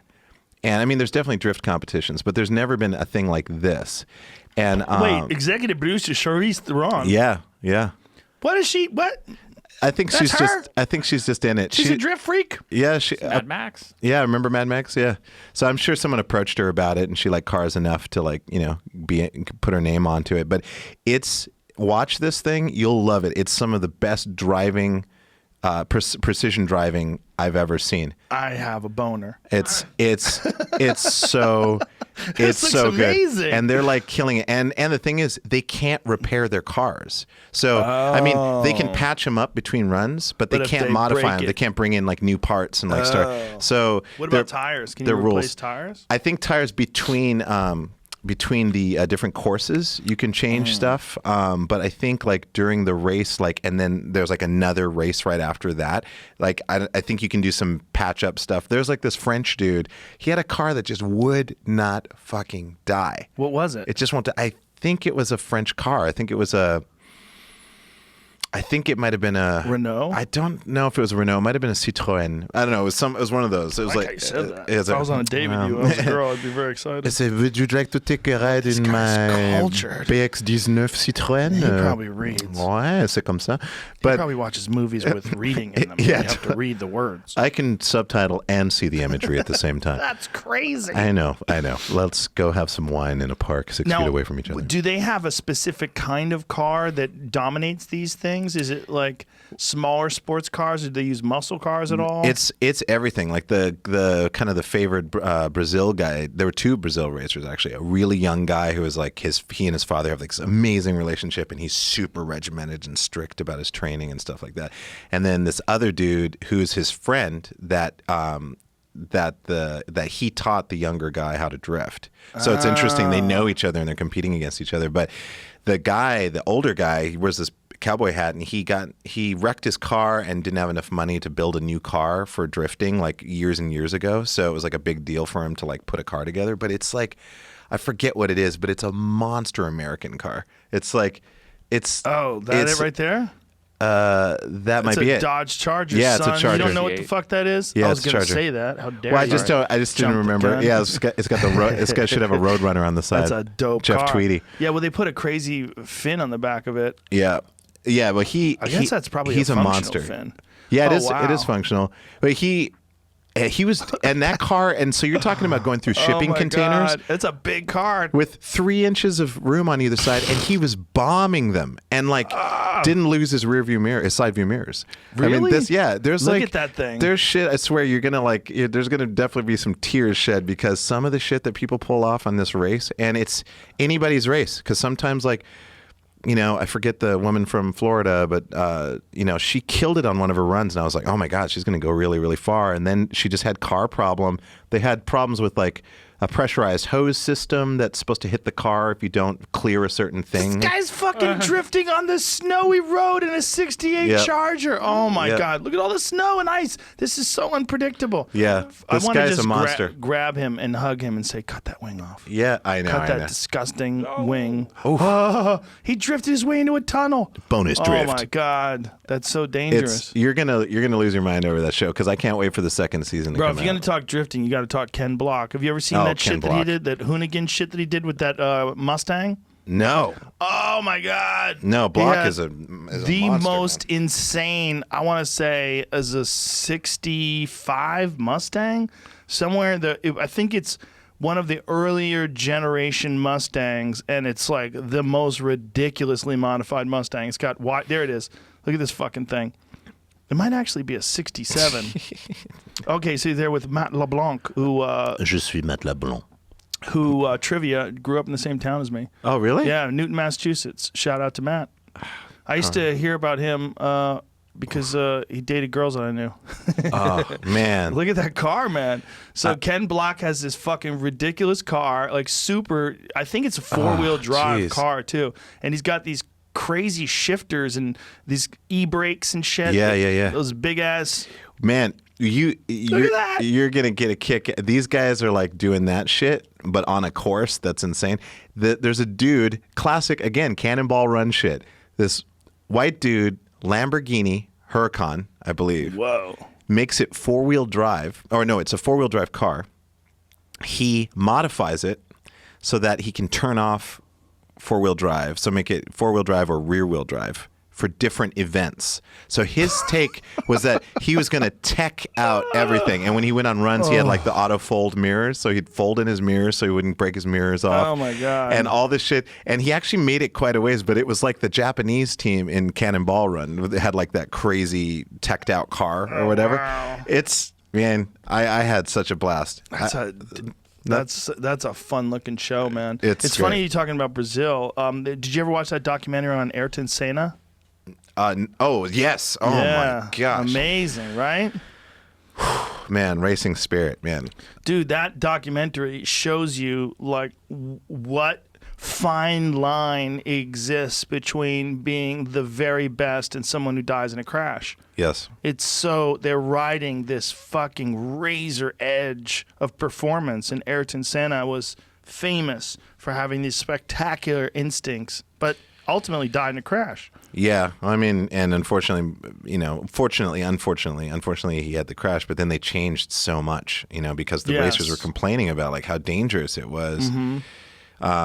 Well, he was responsible in some way for the design of the NSX. Oh, really? Yeah, they had an Ayrton Senna version of the NSX that didn't have a sunroof. It had a solid fixed roof. And I think they did some different modifications to the suspension. And it's kind of crazy when you look at it. We were talking about cars earlier before we started the show, and modern sports cars are so goddamn fast. They have so much horsepower. But the NSX, when it came out, I want to say it had 275 horsepower. That's a lot for a tiny car. That wasn't that big of a car. It was slow, bro. Trust me, I had one. It was slow. I think But it look, was that that's the very Senna. first. That's the Ayrton Senna version. Oh, wait a minute. Yeah. So that's Look at that. I want to say this is like early 90s. Well, it's flip windows or flip lights. So it is an earlier version of it. That's crazy. Yeah, I think my mind. Oh no, I was thinking of Acura Integra. That seems like it's got a body kit. That seems no, very that's modified. a huge body kit. Are you kidding? There's that second intake on the bottom, and then there's the side skirts that were added, and it's been lowered. And then the hood. That's not the. No, that's a super decked out. Someone went crazy with that one. Yeah, but those Senna, nice. Yeah, they are still. You can still find them. They're all red. They're all red with a black black roof, and you can still find them for sale. But they're obscenely expensive now. God, they're a great little car though. There's something about those cars too. You feel like you're in a jet because the way the cockpit sits. Yeah. Like you feel it's very purpose driven. Yeah. It's a really great car. I had two of them actually. Oh wow. Yeah, I had one with the flip up lights, and then there he is. Ayrton Senna. What do you think of the new NSX? It's great. It's a great car, but it's not the same thing. Yeah. Like it's a supercar with 4-wheel drive and a hybrid engine, and it's got electric engines. Two and electric also motors, a gasoline engine. It's spectacularly fast. Yeah. But the old NSX was an aluminum car that was rear-wheel drive, mid-engine, 6-speed. Wow. And it was an amazing racer. Little light car. I want to say it was like 2,400 pounds or something. That's really light. Crazy light. Yeah, crazy light, like aluminum. Yeah. You know? And that's why with that 275 horsepower engine, it was, for the time, it was a quick car. But it was like the Japanese answer to Ferrari, because Ferraris were beautiful, but they fucking break like crazy because my people make them. You don't want my people engineering. They're fucking animals. You don't want those fucking pasta-eating chimps designing your shit. You maybe the way it looks, but then you hand it over to a German guy or a Japanese person, and like, no, this won't do. Yeah, so the Japanese are like, we got it, dude. Just sit down. I see what you're doing. Yeah. And we're going to make one that doesn't break. Yeah, I mean, I love those challenges back and forth. I mean, I love the. I mean, finally saw that Ford Ferrari movie. I still haven't seen it. I was glad I saw it. I know they took some liberties here and there, but yeah, kind of a cool lesson in decisions that companies make about emotional products, and also just like, dudes being dudes or whatever, like, well, we're gonna create a race program that's going to derail the Italians, and then them like changing their, like the Italians going like, I've changed my mind, I go with other company, whatever. It's the whole thing is obviously very dramatic, but it is wonderful to see what can happen if people just put their heads together and go, you know what?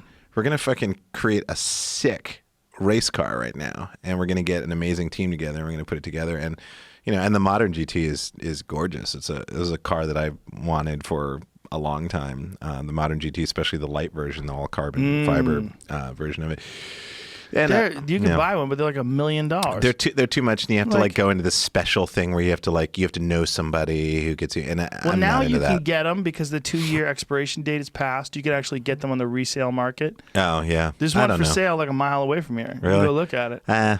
I don't know. I'm happy with my car. They're too expensive. Yeah, my car is like I'm very happy with it. No, you have a beautiful car. It's a good one, and I like my Tesla too, which is what I drive most of the time. Do you tell people what your other car is that we're talking about? Or are we going to keep it a mystery?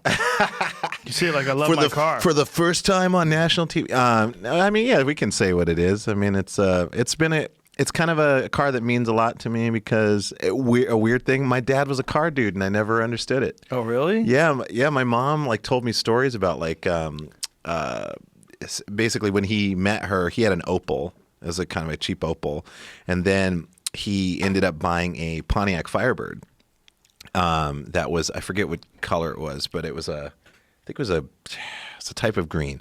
Anyways, he had this amazing American sports car in Europe, and everyone was freaking out over it. And he had that, and then his second car was I can't remember what this was. The third car was, but then his car after that was a Chrysler Cordoba, which was kind of just like a classy, chill, kind of. Yeah, like a luxury sedan is what it was, but it was still 2-door, so it was a luxury coupe, I guess. He had that, and he loved cars, and I just didn't put that together. And then when I finally got my stuff together, and I had enough credit, thanks to my business managers, and knock on wood, I had enough credit where this car that I have only it cost me very little money. It was like $5,000 to get into it. What? Yeah. How's that possible? I don't know. But that's how much. $5,000 down payment and then you pay per month. Yeah. Oh, okay. Yeah. I was like, that car is not a $5,000. Somebody's lying to you, No, man. no. That's a Reggie, $5,000 car. Let me look at your book. Someone's God lying damn to you, it, Reggie. Joe Rogan. Somebody fucked you over. That is how much it costs. $5,000. Your manager's a creep. Well, there's cocaine in your car. Well, maybe, but it's I'll a take Porsche it. 911, Carrera 4S 992, the new one. Yep. It's a dope car. I'm very impressed with it. This is the first time I've seen one of the new ones in person. Yeah. And I was saying that your car is.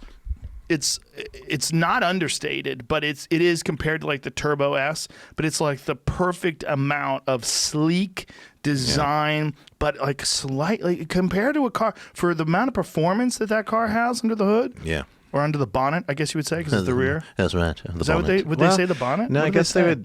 I don't know what they call it. Well, there's no back hatch for it. There's the British call the front, right? The bonnet is the front, yes. Right. The boot is the trunk. But it's not a boot. But it's not a boot, and you can't see it. You can't see the engine on the 992s. You see like two fans. Yeah, it's two fans. That's it. Yeah. And so you have the 4S. It is a fucking beautiful car, man. But it's so sleek. Yeah. Like, understated. Yeah, it's super sexy. It's really weird. Like sometimes I look at it and I'm like, that looks pretty badass. And then the other night I had it parked at night and I showed my friend, we walked up to it and it just looks so crazy sexy. Like in a way that I'm not used to feeling about a car. Ooh, but you get feels. But it was built. It was I do. Sorry.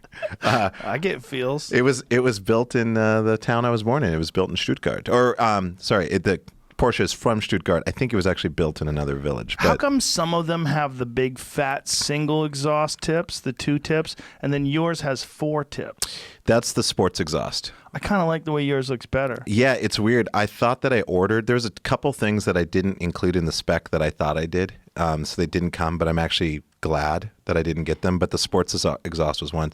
And then I realized sports exhaust doesn't give you any performance at all. Just makes it louder. Just makes it louder, which I didn't really understand. I thought sports exhaust, it must it must exhaust better. It just makes you a more obnoxious person. Yeah, and I'm glad because I don't want to attract attention. It's a beautiful car, man. It's great. So well engineered, man. There's so many things you were telling me that it does that I didn't know, like the night vision shit. Yeah, the surround view when you're backing up, that's a lifesaver. I've always wanted to have that in a car. God, that car is sick. And it has tech that all cars should have, I mean, the way I viewed it is like, I wanted to drive a Porsche because everybody who drives Porsche always says the same thing. It's the benchmark. It's like, it's a driver's car. It's a bit, Why do you have to say it like that, bro? Well, because that's what it sounded like in the beginning to me. Because I was like, okay.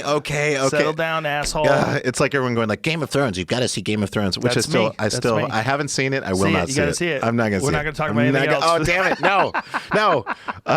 It's the greatest show in the history of the world. Sure. Okay. How dare you? I know. I'm sorry. I'm so sorry. I'll get to it. For you, I'll do it. Thank you. But your people were right about the Porsche. But they were right as soon as because I purposefully didn't. I never rented one. I never drove one, and I never drove one until I had one. And as soon as I took my first drive, it was like me and my assistant, because my assistant has been with me for like 12 years, and she helped me, with all this stuff. That's a big leap. So you just buy it.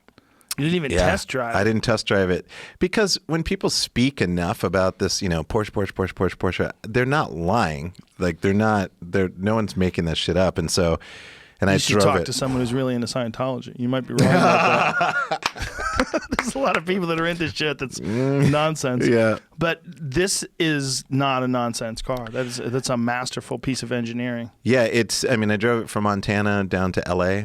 And I thought it was going to be uncomfortable. I was like, that's a sports car. It's going to be uncomfortable. Because I had an Audi TT RS before this, and that had the track suspension, and that was an unforgiving suspension. That everywhere you went, you were like, you're just getting thrown all over the place. Yeah. And this car is so civilized. And when you're on the road, you're like, I can do anything, but I'm just going to chill. Like for me, I just kind of set my cruise control. That's the other thing. It has adaptive cruise control, which is a very, very important thing when it comes to any car, really, but a sports car especially. And I didn't have it in the TTR. So if you're in bumper-to-bumper traffic, you're just pedaling back and forth, and it sucks. But with the Porsche, I just set it, and just cruise, and it had lane keep assist. But you have a Tesla. I have a Tesla, yeah. But doesn't your Tesla do that too? Well, Tesla does autopilot, which is a whole nother leg. That's a whole nother league. That's my favorite. That's my absolute favorite. I love autopilot. When I come home from the Comedy Store and it's late at night, that is the move. Yes. I just love it. I'm a little tired. I don't feel like driving. Yeah. I just put a couple fingers on that thing and kind of pay attention. I pay attention, but get it going. Just just let it take over. It's so sweet. It really.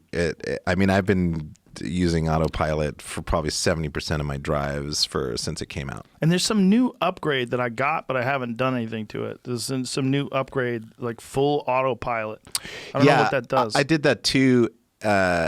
It's not really doing a lot right now yet. It's starting to recognize traffic lights, so you will get a warning when a traffic light's turning yellow to red. There'll be that. That's the beginning of that, and then there's a couple other things like stop sign, like physical stop sign. It can read, oh, there's a stop sign, things like that. But nothing is automated. Those aren't automated. They're only recognition things. Oh. So right now it's recognizing things that it could be active in, but it's not doing it. Interesting. Yeah. I love autopilot. I mean, I will say with the Porsche, that's my last gas car that I'm going to get. I just wanted to like experience it and know what it's about, and then I'm gonna probably move on to, I don't know, something, or maybe I'll just, something will happen and the world will completely change and I'll have no access to my resources and I'll just go back to just gardening. But you might have to get an axe. Yeah, I'll have to get an axe. Start a fire with 2 sticks. Yeah, but I grew up a Boy Scout. I'm ready, man. It's like that. What is that Einstein quote? I don't know what weapons they're going to use in World War III, but World War IV will be fought with sticks. Oh, I love that. Yeah. That's beautiful. That's totally true. I mean, we're going to see, man. We're going to see. Well, they're fighting this with rocks. Yeah, I know. Yeah, with provided rocks. Yeah, God. It's like, they're trying to corporate. Anyways, doesn't matter. I don't know. I'm not gonna go back there. I'm so confused. All I know is I'm gonna do my best to promote peace and love and understanding and education. This is the perfect storm with all these people out of work. Like that. I think that was ultimately extremely irresponsible to just shut the economy down for as long as they did. I think it's a terrible idea. I think it creates unrest. When you see unrest in all these countries, you're not seeing it in rich communities. You're not seeing people in Calabasas like lashing out. It's not a Beverly Hills thing. It's the things that happen when people don't have anything. Yes. Well, you've greatly increased the amount of people that are fucked, and then you've thrown this horrific circumstance where we all get to watch a video of someone being murdered by a cop while these other cops sit around and watch. And then this is all compounded by all these videos. There's a video that I tweeted where this fucking guy is at a stoplight and these Denver cops are shooting his car with pepper gas. And he's like, hey, man, my fucking pregnant girlfriend's in this car. Are you fucking guys really shooting? I'm like, I'm not a criminal. And so they keep shooting it. They shoot at his car more. So as he's sitting there in his car, they're shooting pepper canisters, whatever the fuck they have. Yeah. Shooting pepper spray at his fucking car. Yeah. I'm like, what are you doing? What do you do? So many videos of these cops doing horrible shit during this time. And they know that they're being filmed, which is really crazy to me. They think they're protected because they're wearing riot gear and no one could recognize them. Look at this. So these guys are standing there. But give me a volume on this so you can hear this fucking guy. Can you hear? Yeah. Are you? Shoot it! Fuck you! You shot a car with a pregnant woman in it! With fucking tear gas! Fuck you! I ain't going nowhere! Fucking bitches! Fuck, shoot it again! She's fucking pregnant! Shoot it again! Well, look, they're shooting tear gas at his car. Like, why? The pregnant woman in the car. First of all, you're being a fucking moron. Because this pregnant woman's in the car and you're asking them to shoot tear gas. I know. He's definitely exacerbating it, but at the same time, they should be not doing that at all. Because there's no reason. This is not like this guy's a threat to humanity. He's not a threat. He's just impassioned and he's loud and he's saying stuff, and it's like they've got all the gear. They have to show the restraint. They're having fun shooting at a car with a pregnant woman inside of it. Just the fact that they knew that there's a pregnant woman inside of it. It's just insane to me. I mean, Someone should have gone over there like that fucking sheriff from Flint, yep. talked to him, apologized, Yes. and then keep the car moving. The problem is, my friend Tim Kennedy was tweeting this, that there needs to be he's a Ranger, a Special Forces guy, and used to fight in the UFC, and he tweeted there needs to be some sort of a fundamental change in how we train law enforcement. Exactly. And I think the way they train, like if you go through BUD/S, if you become a Navy SEAL, like you have to be exceptional. You have to be an exceptional human being to get through that. And that's the way they weed out the people that can't cut it. Yeah. That's how they do it. Yep. But they don't do that for the cops. For the No. cops, it's far easier. And you're around civilian life. You're around cities and urban areas, and you're dealing with constant conflict. Yeah. And so you don't weed out the people. You actually actively recruit people. I remember driving down Sunset Boulevard, I was talking about the great pay that you could get being a Los Angeles police officer because nobody wanted to be a cop in LA. So they're fucking advertising like, hey, why don't you work at Chipotle? Hey, why don't you be a cop and get shot at? Like Right. It's fucking crazy. Right. Like it's just like it's in the same line as Yes. like working at the farmer's market. Yeah. It's like, you can also be a police officer. Yeah, and look, there are great cops, man. They're great cops. There's great people out there, but Of course. it's a hard job, and it is not for everybody. It's a hard job. It's not for everybody, and they just need to do a better job of training and weeding out. They really, really need to do, and they need to make it. They need to make their officers accountable and 100%. not be afraid to like, so and so's blah blah blah blah. It's like, oh no, that's a snitch or whatever, or we're gonna fucking Right. demote you, or we're gonna put you on traffic duty or whatever. It's like that shit needs to stop. It's Yeah. like, take your job seriously, man. And it's existed across the board. It's been there forever. Did you ever see the documentary, The 7-5? No. It's a documentary about corrupt cops in New York. Yeah. It's fucking amazing. It's amazing. The guy who was the head guy in the 7-5 that we had on the podcast. Mike Dowd. Yeah, Mike Dowd. Mike Dowd, who's a great guy, who's a real piece of shit back in the day. Right. But owns it Right. and talks about it. I mean, he was driving a Corvette and selling drugs and helping drug Jeez. dealers. But I mean, Yeah. like shit that you wouldn't believe it was in a movie and it was all real. And the film documents all of it. It is madness. I mean, top to bottom, beginning to end madness. Where you watch the documentary, you watch at the end, you're fucking sweating and you're like, holy shit. Like these guys were living like this. Selling Damn. coke, robbing drug dealers, coming out of there with bags of cash, like crazy. Oh my God. I mean, yeah, Cops. I know cops. I know. When I talked to my friend Scotty Reitz, or back in the day, he was just like saying like, yeah, I was in SWAT in the 70s in LA, and we were part of the first league of SWAT. And he's like, the shit that people would do that he would see in the department all the time and what they had to deal with. And then there were all like those purges that happened throughout the years, once in a while Yeah. there'd be this corruption thing, and then they would just have to fucking like go. Well, how about the Rampart unit, right? Didn't they disband that? Oh, what was the Rampart unit? That was the people that they suspected someone from the Rampart unit of killing Biggie. They think that Whoa. yeah. There was a crazy Rolling Stone article about it. That someone paid him off. They suggested it was Suge Knight that was involved. Oh my God. Ugh. Yes, crazy. Yeah, well, police department needs to police itself. The ultimate police corruption documentary is Cocaine Cowboys. Have you seen that? Oh, I've heard of that. Yeah. Oh my goodness! Cocaine Cowboys and Cocaine Cowboys 2 are probably in my top 10 of all-time favorite documentaries. And I've Okay. had Billy Corbin, the director of it, on the podcast several times. He also made Screwball, that recent documentary on A-Rod. It's all about steroids. Oh, I didn't know that. It's genius because he used little kids to play A-Rod and all the other What? people. Yeah, in the movie and as a recreation. Oh, my He used gosh. little. It's a genius movie. Oh my gosh. It's fucking Screwball. Yeah, it's a genius movie. Billy's a brilliant guy, and he's one of those rare, really intelligent, proud Floridians. Like I got a you. Yep. really intelligent guy who loves Miami. He's a Rare paradox. breed. That's a very rare breed. Very rare breed. But Cocaine Cowboys 1 and 2 are so goddamn good and so crazy. There was one year in the 80s that the entire graduating class from the police academy was either murdered or went to jail for corruption. The Whoa. entire graduating class. They were all on the take. Everyone was selling and doing coke. Man. It is a fucking amazing documentary. That's so insane to me. Of course. I mean, of course. Of course. I mean, there was so much coke and so much money coming in, and they were just all on the take. Everybody was on the take.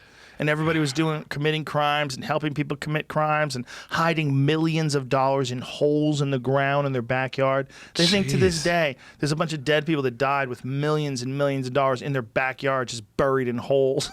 Oh, my lords. What a crazy, oh my God. And Well, there were so many banks in Miami too. That's the other thing. Like, why are there so many banks here? Because they're all fucking funneling cocaine money. There were more, at least at the time, there were more banks per capita in Miami than any other city in the country. Because they were all just funneling cocaine money and laundering it. My gosh. I mean, come on. Yeah. I mean, it's that absolute power thing, right? Yep. Yeah. That's, I mean, that, again, it comes back to the same thing. First of all, the oversight. You can't really oversee that many people correctly. I mean, you literally have to be like a one-on-one oversight to police officer, follow them everywhere. Right. I mean, that's how deeply embedded the corruption was. And I think, again, it's just look. I was a security guard for 1 year.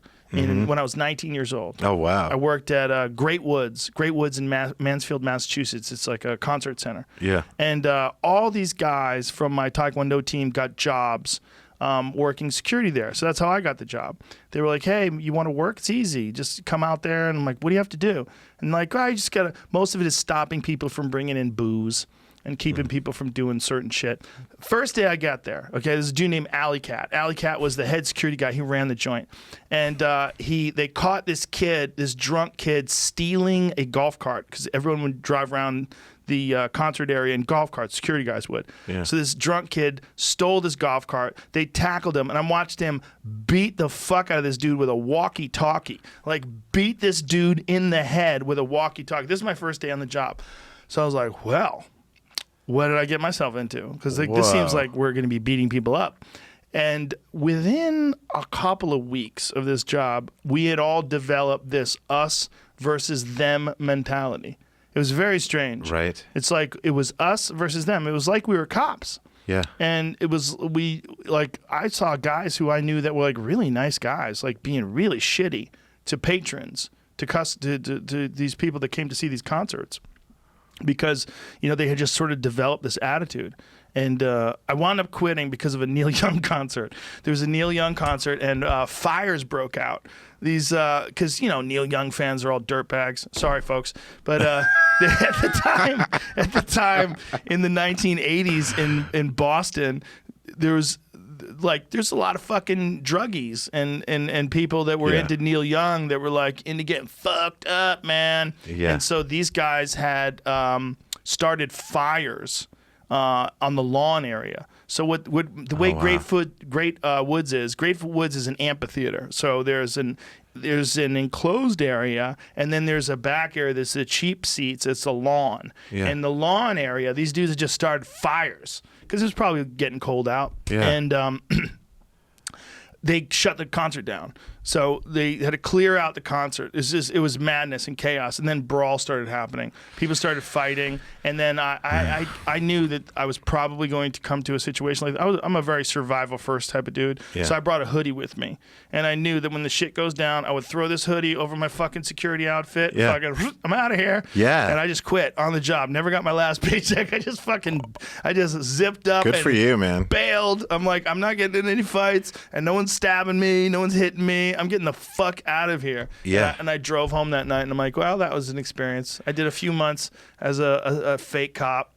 And, wow. But you understand how that can happen. I remember very clearly that even I was developing. I was mad at people for not listening to me. Like, I was like, hey, man, I told you, park your fucking car on the other side of the line. Like, that kind of, I'm like, why am I talking to this guy like this? Like, yeah. It become, obviously I was 19, I was a moron, but sure. There's a thing that happens when you have the power and you have control, and there's a bunch of other guys with you. So I have this team of goons that were with me. Right. And you then got this gang. And then there's these people that don't want to listen. You know, and I'm like, hey, I fucking told you to pick that up and put it over there. And then you realize, like, oh, we're the cops. We're the bad guys. Or we're the, you know, we're the ones in control. Party poopers. It's a thing that happens when you have control. And that's a very, very, very, very, very minor control. I mean, they could have told me to fuck off, and I probably wouldn't have done anything. Yes. I didn't have a gun. I didn't have a weapon. Yeah. I never beat anybody up there. There was no real thing. Right. But there was an attitude. In this attitude, I remember thinking while this is going on, like, oh, this is what happens. And then imagine this times 100, and you can imagine what a cop with weapons. But we had clearly, because there had been, you know, you're dealing with drunks and you're sober. There's many times where there was assholes, and we had clearly a divided line between them and us. Right. Yes. That's the danger, man. Yeah. That's so hard. And it's hard when it's in a complex situation like urban environments, you know, where you're like, there's city streets, tall buildings, compact areas, tiny streets, winding, or whatever. You know, it's different than being like a cop in, like, from my hometown in Great Falls. Like, you're just cruising around a cruiser and you can see pretty clearly in every direction, and it's laid out like a grid. This call comes in. Someone stole a chicken. Yeah, and you're just like, oh, well, better go check. It's probably all Hank Swenson, if I'm not mistaken. Hank, that chicken stealing son of a gun. Oh God, you know, or it's a meth, you know, some meth kid that's like standing in the middle of traffic or something like that, or something like that.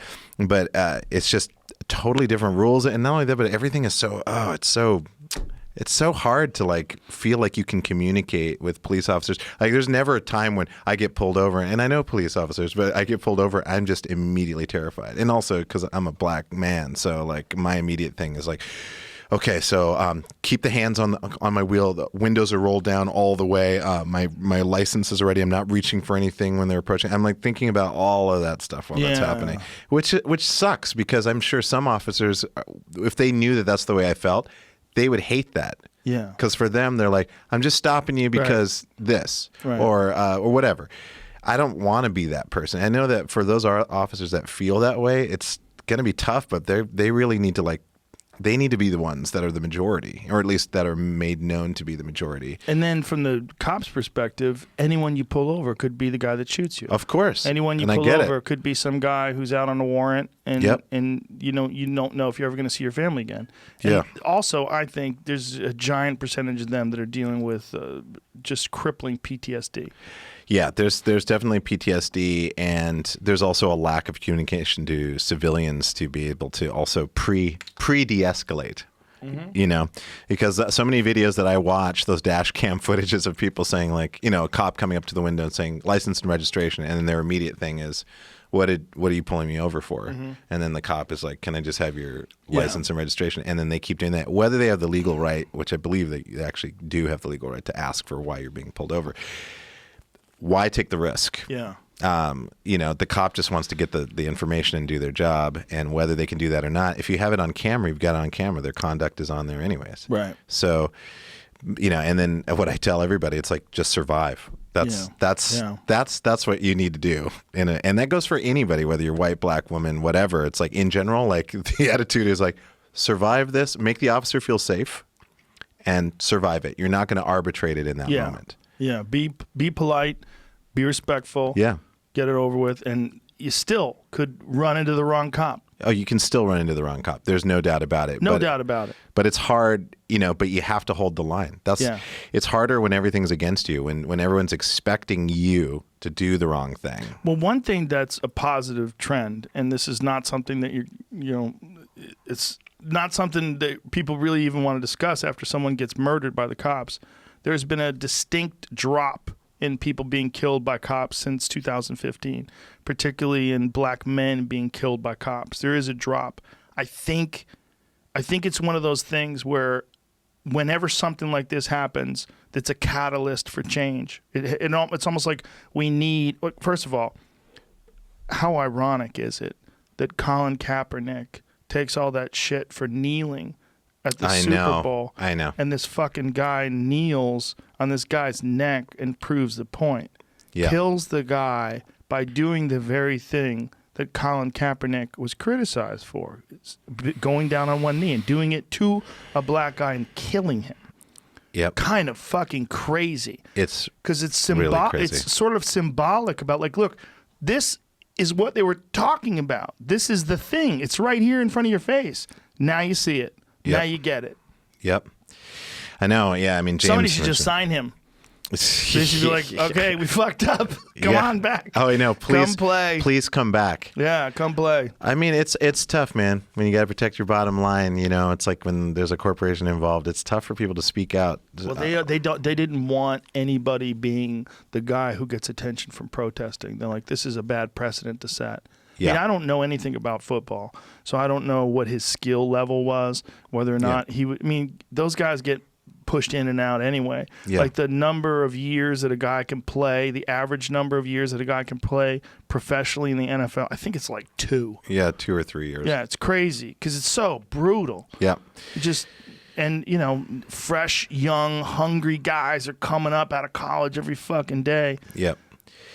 Yeah, but it's like, you know, and sport, it's the same thing like with Facebook and Zuckerberg and his like, you know, his continued position of like, well, we've got to balance things. It's like it just comes off like the reaction to Kaepernick or Facebook's reluctance to do anything, or even like Facebook's reluctance to do anything about what? Well, Zuckerberg, you know, is basically saying like we're not here to edit anything. And I'm not saying that I'm for editing, but it's okay if you have if you're in charge of a company, you're the face of the company. So what you do is a reflection of what you believe in, right? Mm-hmm. So in his particular case, he must actually believe this, but he just believes that to say nothing, to do nothing about the things that are posted, which you know, you can argue in court all day. Does it incite violence, or is it just someone being free, expressing their free speech, or, you know, whatever the deal is? But if someone's consistently hitting a certain angle and the response is pretty palpable and fairly measurable, and yet you choose to just allow it to be what it is because, you know, people will figure it out. They'll educate themselves, that type of a thing. Mm-hmm. You have to take some kind of a position from a humanitarian point of view, and I think that I'm very disappointed in social media in general because they're trying to protect their bottom line, and that's really what it comes off as. It doesn't come off as like, well, I want to protect free speech. It to me comes across more like we need to protect our bottom line, because if we start editing something, then it's going to be a huge landslide. Everyone's going to be like, oh, well, screw these guys for stifling free speech and all of that stuff. When in actuality, the only reason why you would make decisions like that are really just to protect a bottom line. I don't really understand any other, because even Apple takes a position, you know, like Tim Cook will issue a letter that's then able to be circulated, and you can read the letter and like, oh, okay, that's interesting. They don't believe in this, and they don't believe in this as a company. Mm-hmm. Zuckerberg is more like, well, I believe in whatever the greater bland generalization is for my operating system existing. Well, first of all, if we want to talk the difference between Apple and Facebook, these differences are gigantic. Apple is a technology company. Yeah. They are not a social media platform. The difference between the responsibility of a technology company and the responsibility of a social media platform is enormous. It's enormous. Sure. The consequences are enormous. Apple makes phones and computers, and they have an app store, and you know they take down bad apps and, you know, things that they find that are spying on people and the like. But they don't really have the same dilemmas that someone like Facebook has. When you talk about the importance of free speech, as soon as you decide, okay, this person can't talk, but this person can, what you're essentially saying is my viewpoint is better than the viewpoint of the person that I disagree with. Now, if you have very specific things like you can't dox people, you can't threaten people, you can't say anything racist or sexist or homophobic, or once you establish those parameters, you know, if you decide that this is how you're going to operate, if this is your company, there's a real good argument that you should be allowed to do that because it's your company. Mm-hmm. But then when the company gets big enough where it's like Facebook or Twitter, then you get a real argument like, wow, the best argument for bad speech, the best antidote is more speech. It's better speech. So if someone says something that's wrong, there's a real education value in being able to correct that and having other people correct it. Like just eliminating it in some ways strengthens the resolve of the people that hold that marginalized idea, whether it's racism or sexism or whatever. When you just eliminate it, then they go off and it tends to strengthen their resolve. Sure. You know what I mean? Sure. And then particularly when it comes to things like right-wing issues or left-wing issues, if you're running there's no right-wing social media site that's as popular as the left-wing ones, but if there was, and they just decided we're not going to tolerate any trans stuff. We're not going to. If you start talking about how a man who has a sex change is now a woman, we're going to tell you go fuck yourself. That's not real. We're not going to tolerate abortion. You want to talk about abortion rights? You're killing babies. Get the fuck off our platform. Like that's the kind of shit that right wing zealots would do to people that hold left wing ideology. But conversely, you do see that from people who are left wing zealots who are angry about people who have right-wing ideas, and maybe even not so right-wing. Like Megan, I'm sorry if you've heard this before, I use this example all the time if you're listening. Megan Murphy, who is what you would call a trans exclusionary radical feminist. They call her a TERF. And what that means is she's a person that's a feminist that doesn't believe that you can just change your sex and then you can have these arguments and deal with women's issues. Like a trans person, she believes is different than a woman and a feminist. And there was some sort of a debate she was having online with someone on Twitter, and she said, but a man is never a woman. And so they told her she has to take that down. And so she takes on what? On Twitter. Okay. So she takes it down, and then she makes a screenshot of it and posts that. And So they ban her for life. For saying a man is never a woman. Look, it's one thing if you're shitting on someone and you're mad at someone, you're saying a man is never a woman. But if you want to just talk biology, a man is never a woman.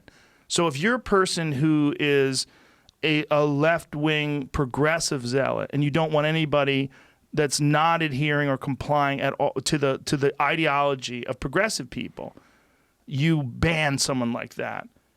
And so you know what I'm saying? This is the problem with censorship. It's like, where do you draw the line? My opinion in that case is you let that woman say that, and you let people correct her, and you let people correct the people that correct her, and you get a lively debate where people get to discuss whether or not they are different things.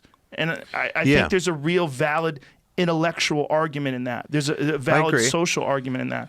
See, but this is the problem with censorship. Well, and my thing is like, I'm not saying to censor. I'm just saying weighing in on the conversation. So how do you do that, though? Well, you take responsibility for it. It's like, but what specifically are we talking about? Well, I'm just saying, like, for instance, if I look at my comments, say I post something on Twitter, and there's all these comments or whatever. Like a lot of my friends who have Twitter accounts, they may read the comment and be like, "Oh, that guy's an asshole" or whatever, and never say anything. And there's just like all of these, comments that are some are just troll people just trying to get reactions and stuff like that. All of that. I like to personally engage all of that shit, and I like to come at them with a conversation. And the thing that ends up happening with something like Facebook is because it's like I guess I'm biased because I don't think very much of Zuckerberg at all, and he's just kind of a little bit of a thief. Well, a lot of bit of a thief. He's a thief, and he's not an innovator in any way. He's running a company, but when you say a thief, well, because he stole the ideas. Right. I have some people that were going to school with him around that time period, and he just basically stole the initial code for Facebook, which was generated by a few different people, and just kind of made off with it. And he's just like, it's like how many companies are formed. It's like someone had an idea. There's no way for them to protect the idea because someone capitalized on the idea first. How come those people can't sue him? I don't know. I think it's because it's arbitrary. I think it's like where that came from, where the original code came from and so forth is arbitrary. So they must be furious. I know that they're furious, and I know that they're furious, and I know some other people from startups that Has he addressed it? No, of course he's not going to address it. I mean, he maybe he did. I don't know. I'm not an expert on it. All I know is that in the beginning there was that, and then in parallel, as it was growing and as they were making decisions, I would hear from people that are in his orbit that would kind of describe his decision-making processes and so forth. And I don't get a sense that he understands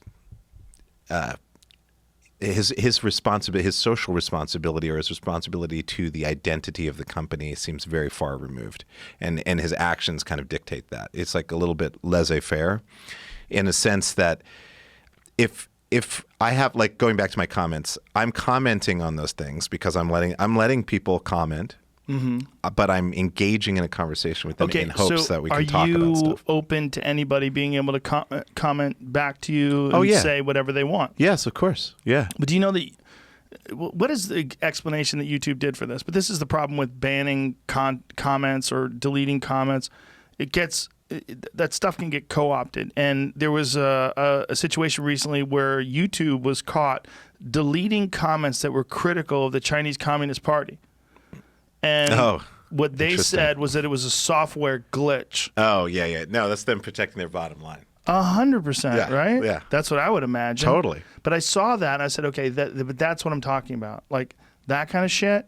Like once someone comes in and says, hey, we would really like it if you removed those things that talk about, some of the mean stuff that we do over here. Yeah. And we're willing to do business with you, but we want you to put filters up. Yes. So they said it was a software glitch. I don't know how that software glitch just magically works out in favor of the Chinese Communist Party. No. Yeah. No. I mean, that's my problem. I mean, I'm not saying get rid of stuff. I'm just saying be more accountable as the face of a company. So what would you like him to do differently? Well, I know you don't like him, but like, so is it just Facebook, or do you have this problem with YouTube? Do you have this problem with Twitter? I mean, here's my problem. Whenever power is consolidated, there are always going to be problems because there's going to be all these different ways that people wish that it were, and it's not working for them in this way and so forth.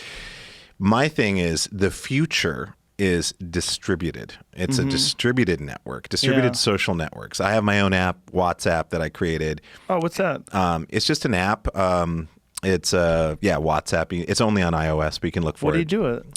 It just has exclusive content. I created a bunch of like interviews with Jack White and Leslie Feist and Fred Armisen are on there in this stupid series I call Drone Versations that's shot entirely on drones, and you can't really hear the conversation because the drones are too loud. Really? Yeah, it's really stupid. But check it out. WhatsApp. It's out there, but it's got live streaming. I have a store that I sell all my old electronics on, but I have other artists that are interested in making an app, but apps are notoriously cost prohibitive. I mean, we're so talking expensive. over $100,000 to create an app, right? So I managed to get my app made for a really, really cheap price. A brilliant guy named Oliver Thomas Klein, designed single-handedly the whole app. It was amazing, and his aesthetic is awesome.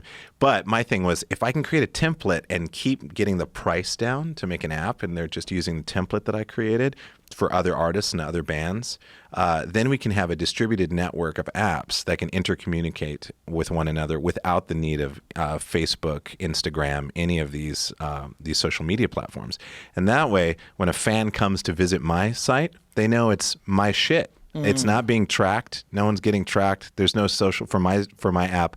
There's no social component to it. People can't comment on anything. There's just content to observe, events to behold, and electronics and headphones to be bought. And that's it. So when you go there, it feels like a safe space. And so if there's an interconnected network of distributed apps, which essentially are just kind of interactive websites, I guess that's what an app is ultimately.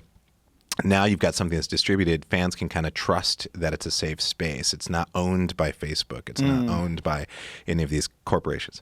So for me, it's about power consolidation. It's never going to be what you want it to be. It'll be convenient and it'll be ever present. Like Google, for whatever reason, Google, I have a better opinion of than Facebook. And mainly, I will say, also the other big factor with Facebook to me is the aesthetics are piece of shit. It's a confusing, terribly designed piece of shit. It also encourages verbose dialogue. You could write as long as you want. Yeah. People have these fucking long, rambling. Edit, people. Yes. Edit. I know. I haven't even seen a Facebook. I haven't done Facebook in like 9 years and 8 years, 9 years. And whenever I even get a glimpse of it, my anxiety shoots through the roof because the design is so terrible. It is such a shittily designed website. It's filled with ads. Oh, it's terrible. And I'll say the only good thing about Facebook is Oculus. Oh, And they didn't come up with that Right, shit. They just bought it. Yeah. Instagram was cool. It's kind of still holding it down a little bit. They but own it, though, But right? they didn't create it. Yeah, They they own done. it. What have they done to it? They've They've done anything different. They have made they? it. Yeah, oh yeah. They made ads. Now there's ads everywhere. Oh, that's true. And now they're tracking everything. The timeline is not chronological. It's algorithmical. Yeah, that's weird. That's really weird. So they're basically It used tweaking. to be chronological, right? It used to be chronological, which it should always be chronological, but they fucked with it. So Isn't that an option though, where you could view it chronologically? I don't think so. No, I can't find a way to change it. Those fucks. Everyone argues about it. Those fucks. It's just terrible design. But that's all we got, right? We got Right. Twitter, we got Instagram, and then we've got some TikTok, which is owned by a Chinese company, They can which fuck is like off.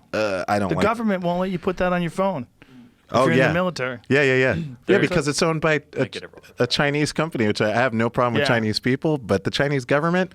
Oh yeah, I mean- super creepy. Yeah, Anyways. well, there's this guy that I follow. Let me find his thing on YouTube. He's an internet privacy guy. Yeah. And I've gotten really deep into this lately. Let me find out. I've got a bunch of subscriptions here. I have to figure out what my fucking subscriptions are. But he's Yeah, too many. I have way too many. I have too many. His this internet privacy guy, he sells these things on his website that are de-Googled phones. So Really? Yeah. God damn, where do you find your subscriptions on your and- app? Let's Where see. the fuck is it? Oh, there it is. Your channel, your membership, your data settings. Subscriptions. Where's my fucking subscriptions, you piece of shit? Oh, here we go. If you put in subscriptions as a general search, it's under your ID. Oh, okay. Yeah. Hold on a second. Subscriptions. Guys, here's all my subscriptions and my passcodes. So here we go. Where's this fucking? No, that's I put it in there. It didn't show me. Where are you finding it? Oh, yeah. If you do, it's under Apple ID. Oh, under Apple ID. Yeah. Mm-hmm. You know, someday Where's that? it's settings. Yeah. So right here at the very top with your like little image, just click on that, Oh, okay. and then subscriptions are right the fourth after payment and shipping. Okay. Anyway, this guy has he's a huge proponent of online privacy, and Yeah. so he sells all of these. Here it is, Apple ID subscription. He sells all of. Well, this is no, that's not what I'm looking for. I'm looking for the YouTube stuff that I subscribe to. Oh, and the YouTube app then. No, sorry, I didn't know where Yeah. you're at. YouTube, as the Brazilians would say. YouTube. Where do you find it? Just at the bottom now, they've changed it. So hit library, Okay. and then there you can hit, or if you just hit the subscriptions button, actually you should be able to. But it's that's going to be categorical by like most recent uploads. But I see on library, I don't see. I see my videos. Well, then just hit the subscriptions button. downloads. Where's Oh, that? yeah. The bottom, very right in the middle. Oh, Unless okay. your app Oh, isn't updated or there it something is. like that. They keep moving it. Right. But that's just showing me videos. It's not showing me channels. That I Yeah. subscribe There's a to. way to search at the top. Then you can search for the channels that you're subscribed through. Yeah, That's why so- it's, like, it's a feed. Yeah, see right here, there should be just right at the bottom. It just says subscriptions. Yeah, I got that. Oh, you I'm got there. that. Yeah, but it's not showing me the channels that I Oh, yeah. Okay, Top. here Like we that. go. There you go. Okay, There I you go. found it. Boy, this is fucking clunky. Man, huh? it's not your fault. It's whenever that shit happens, it's bad design. Oh, I subscribed to too many. This could be a long, boring thing. But just see if you can find I got internet Fairphone. privacy I guy. don't know if that's. No, that's one of them. That's a phone, but the Fairphone is I think that's an Ubuntu. Fairphone? Yeah, that's one of those Linux phones. What is this Fairphone name? 3 review. Yeah. Yeah, Fairphone is its own channel. Yeah, but that's not it. Rob Okay. Braxman, that's it. Oh, Rob okay. Braxman Tech. It's this gentleman who's very much into privacy. Got it. He's so into privacy, I want to look at his fucking history. I'm like, bro, what are you hiding from? But he's got a website, and on his website, he actually sells de-Googled Android phones. I didn't say that very well. De-Googled Android phones. So he takes these 2019, and I think that's the most recent you can buy, like a Motorola Android phone, and they take all the Google out of it. And so Google's no longer tracking you. You don't have to log in with Google. Yeah. His website's whatthezuck.net. Oh, Yeah. nice. Yeah, Stick it to the Zuck. I think that's one of his websites. Yeah. But that's not his main website. It's not where I thought it was his. No, that is his website, but that's not his main website. He's got a website though. He's got it like if you have a support me on Patreon, contact me, VPN. I figured that was his only site there. That's it? No. He's got a website where he sells stuff. Oh, okay. And Braxman dot something or another, but he sells. He's got like a F-Droid. he's got a VPN Wi-Fi hub, so that even when people use your Wi-Fi, it all goes through a VPN. Oh, I love that. Yeah, I love that. Find his website though.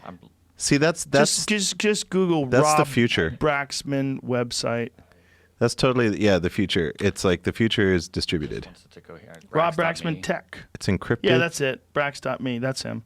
Yeah, see? So he sells a bunch. Look, it shows your IP address at the top. How creepy is that? Oh, It's like shit. letting you know. Oh, I want to see like, that. hey, you fucks. What's the website again? Brax.me. Brox.me. Yeah, there's a, see if you can, yeah, that's privacy-focused social media. Yeah, so he's got a bunch of different stuff that he sells, but if he also has a store, and if you go to the store, Yeah, because I use a VPN for my it's iPhone. all right. We're not going to find it while we're doing this. Yeah. Something's wrong. I don't know what happened wrong, but Something has changed. something's wrong. Something is But wrong. he's just talking about all the different ways in these videos that he makes on YouTube, all the different ways that you're being tracked Yeah. through your fingerprints, through your Face ID, through every Google search, all your location data. And, there's this recent thing that came up where Google is being sued in Arizona because they turned location services on even when you have it off. Oh, whoa. So even when you turn location services off with Google, it's still searching your location. It's still reporting that data back to Google. So there's a lawsuit right now about that. Yeah, that's the problem, man. Yeah. I mean, it's like, I have this a little bit of that dumb attitude, but it is an attitude where I'm like, well, I'm going to do everything I can to protect myself. I run VPN on my phone. I've got a Winston VPN, whatever thing, for my browser, to help protect and stuff. I'll do as much as I can without getting overly geeky and then like paranoid about everything. Right. Because ultimately, if they want to track where I'm at, like they're just going to track where I'm at and whatever. I don't know what it is, but if I can do things like, I'll create my own app, now I'll take it into my own hands. And I can do as much as where if I know hackers and programmers and coders, we can actually just start creating our own version of the internet. Right, but if you want to use Instagram or you want to use Facebook, you're getting tracked. Oh, no, for sure. No, you're going to use those things, but you already know. But if you're working with like programmers and hackers, they know how you're being tracked. So the way that you use your, like for instance, every ad that I get, I always mark it as junk. What is this, Jamie? It's what you're talking about. So it's a product that's been around since, I think, it says 2011 is when it was founded, called Geophedia. Yeah. Where they tap into all social media and mix it with Google data and then sell it to whoever would like to buy it to use it for Yeah. mostly that's police, it. but Yeah. It's capitalism gone crazy. Well, I mean, I guess like there's so much value in knowing, like once Facebook started getting insanely rich just off of data. Yeah. There's so much value in knowing what you're up to, knowing where you're going, knowing what you're buying, knowing what you're seeing. Of course. How many times have you been talking about something and then you every find time. the ads on your phone? Every time. Guaranteed. Every That's time. so creepy. I'm never going to stop being creeped out by that. Oh, it's every time. Like I'm, I remember talking to my mom. It was just recently in Montana. I was talking to my mom, and I mentioned a thing maybe two or three times. And we have a Google, whatever home thing, in the house. And I went downstairs and went to Amazon, and Amazon suggested the product. Ooh, they're in bed with Google. Yeah, of course. And there's like, and so my thing is like, I'll use whatever. I'm not going to be so paranoid that it's going to bum me out and ruin my life. But I am going to work with people that are really smart and engineers and so forth. And I'm just going to create my own version of the things that I use all the time with my platform. Essentially, you could do the same thing if you create your own app, right? And not go the Chris D'Elia route, which God bless him. All the subscription, all the junky stuff. It's like, what is he doing on his app? It's like it's a subscription-based app, and I was thinking about like doing something like charging for the app. I don't even think he uses that anymore. No, I don't think he does, but it still exists. That and I text him. I go, "Hey, what the fuck is this?" Like a couple of years ago. What did he say? I don't even do that anymore. Oh, it's just floating around out there. It is floating out, but it's still making money. Is it? Oh yeah, because you can still subscribe. But he doesn't have anything on it anymore? I mean, it was like maybe, I don't know, half a year ago I checked it. It was still active. Huh. And then I deleted it. But I just think like when you're subscribed, my thing is the future's distributed. Also, I believe in a direct economy. And the direct economy is like, oh, you've got something, I'm going to buy it from you. And that's excluding like if you're using an internet like safety, payment system, whatever, like PayPal or whatever, that they're going to take a small percentage of it. I don't really care necessarily about that. I definitely want to understand the engineering behind it. But just like if there's something that you want to sell, then sell it directly. Subscription is a weird thing. I mean, subscription to me is cool if Instagram and Facebook went to a subscription model. So that I didn't have to see any of the fucking ads, and that I was guaranteed that my tracking was being limited. Like YouTube has YouTube Red. Right. So I have YouTube Premium, right? Yeah. I never see an ad. I can't stand ads. If I see an ad, I as well, yeah. I'm gonna murder somebody. I agree with you. That would be a really smart move for them because I think they'd probably generate additional revenue that way. And goodwill. Yeah. Very good point. Yeah, but, Instagram. Just pay attention, you fucks. Yeah, fuck faces. Yeah, because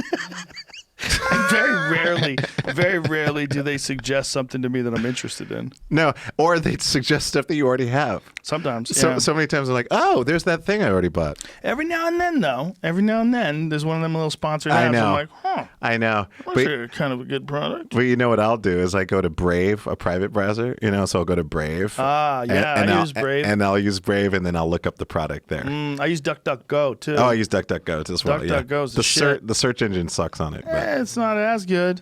But it, whatever. But they're not looking in your underwear. That's absolutely 100% true. Checking under your fingernails. It's tough, man.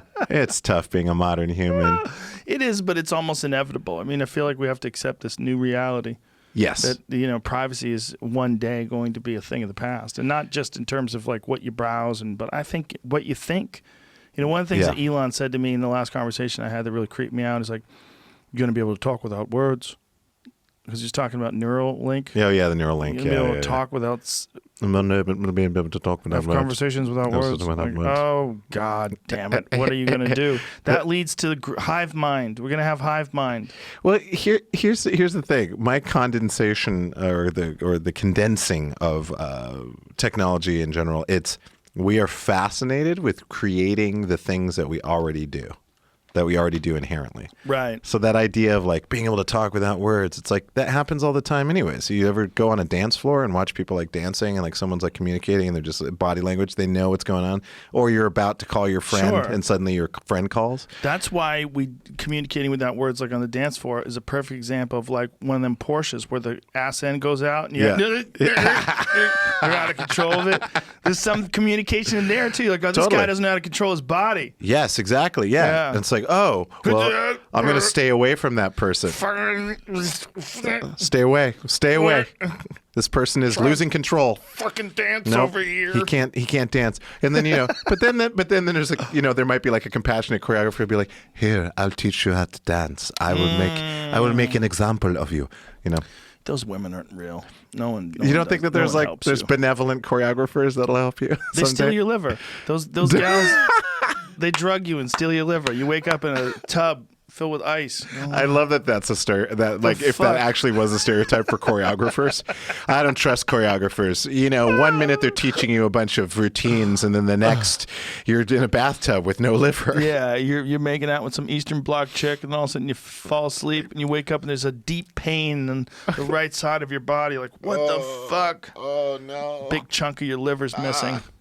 No, that's not the future I'm living. Yikes! I'm shooting for the high ground, man. We're gonna do it. Yeah, we're gonna do it. I don't know. I have great faith for the human race. I really do too. I mean, I think this is a terrible blip in our civilization, and I think we've had terrible blips in the past, and we've gotten over them.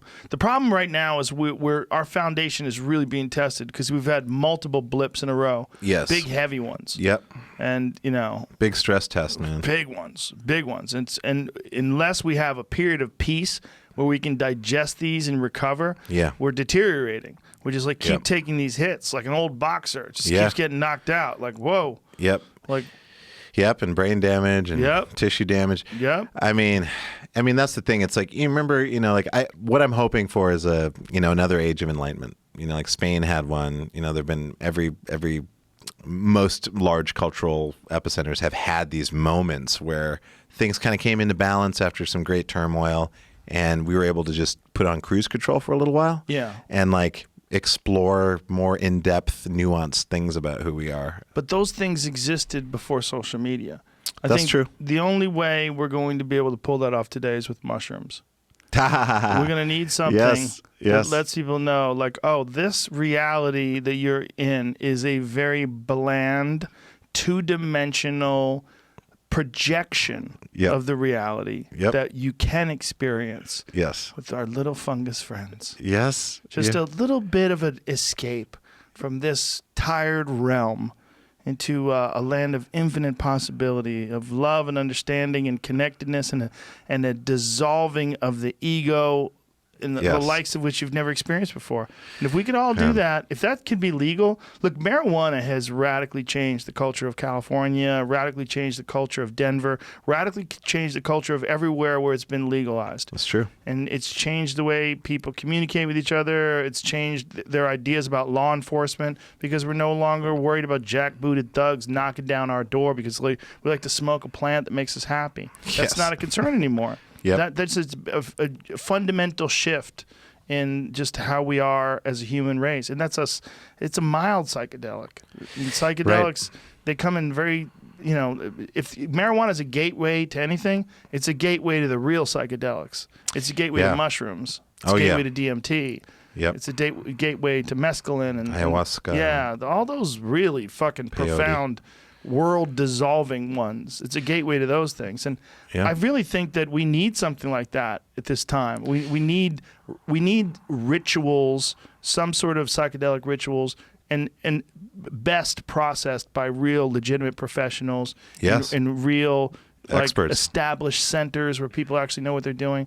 We could help people get past this bump in our evolutionary travels. Yeah, and all the trauma. You got to deal with the trauma. Yeah. We can't, we try to run away from it most of the time, and we try to feel good about stuff. And you just need to take it on, understand it, and then transform it. Yeah. Transform it into a part of yourself that makes you stronger.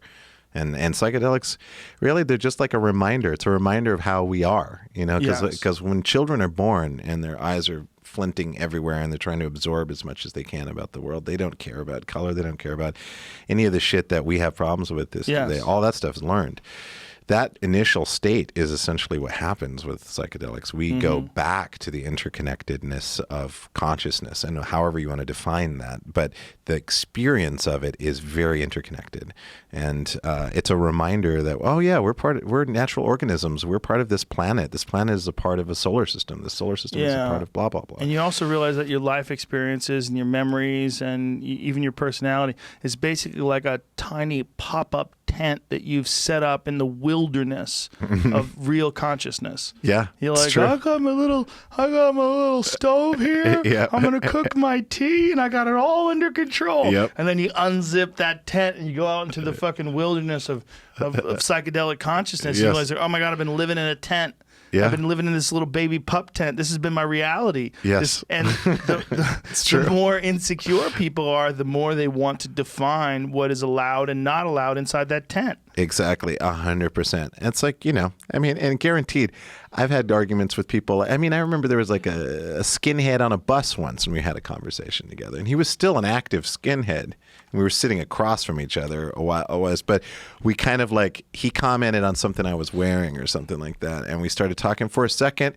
We were talking about mutual things, and then he got up to get off the bus, and he just kind of looked at me and just kind of went, and he just kind of shrugged and walked off. And I was like, that's interesting. Basically, a neo-Nazi guy was on a bus, and for whatever reason, we connected on this one thing. And it reminded me of the cartoon with the sheepdog and the Morning Ralph. Morning Ralph. It's like, that's how sometimes I like to view stuff. I'm like, okay, so you're going to play the role of the person who's the fascist. I'm going to play the role of the person who's, afraid and hiding in the shadows. Okay, and go, and scene, and action. Yes. And there's something about, like, I talk to my friends about it. It's like there is a way. If you're smart, you're intuitive, and you're emotionally intelligent enough, you can always find your way to that person's core, and you can share a value. If you can share one value, you can make it. You can learn something, even if it's a brief moment, just for a second, an interconnected moment with another person who shares none of your values at all. Do you know who Daryl Davis is? No. Daryl Davis is a guy. He's a brilliant guy. I've had him on my podcast before. He is a blues musician who has personally converted more than 200 KKK and Nazi members and got them to leave. And he did this. He got them to leave these hate groups. And he did this because he met a guy at a gig. He was doing a gig, and he met this guy, and the guy was like, you play, you're a really good musician. And they get to talking, and he sits down with the guy, and the guy says to him while he's talking to him, well, I never had a drink with a black guy before. He thought the guy was joking. He's like, come on, man. And he's like, no, I really haven't.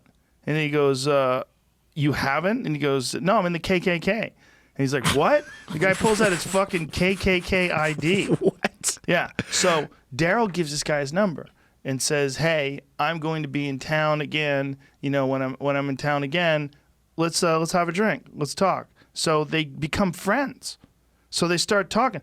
A few months after they become friends, the guy hands him his Grand Wizard outfit and says, I'm quitting.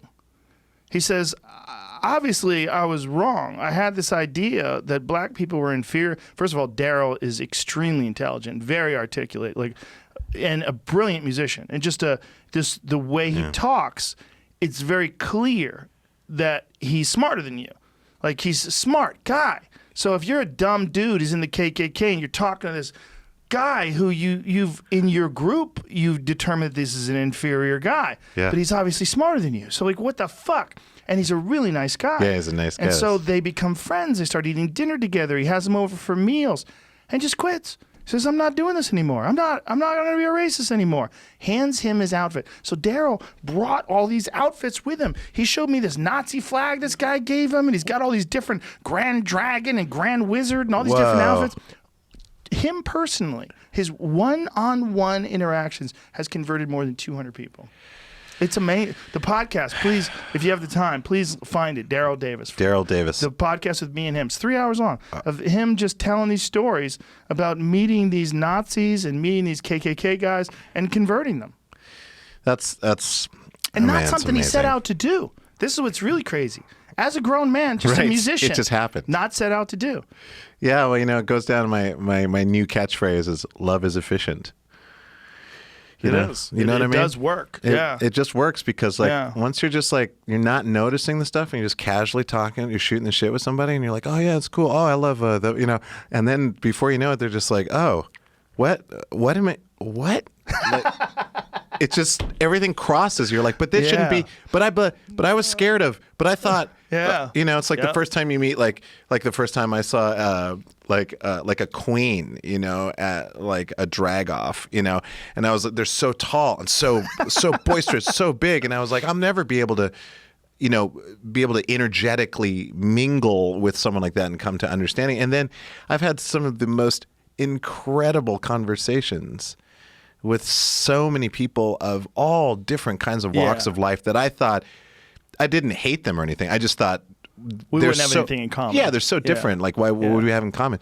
And I just realized that I just love pretty much everybody. You know, like you can find common ground with almost anybody. I can find common ground with as anybody. long as they're open and they're willing to find common ground with you. Yes, of course. Yeah, and it's awesome. And a lot of it is just like being confident enough in yourself that you're like, whatever they're doing, whatever they're projecting at me, I understand it's them projecting at me. Or brave enough to explore with them. Yes. Brave enough to talk with them about those things. Yeah, absolutely. That's what people need. Find that fucking common ground in this day and age.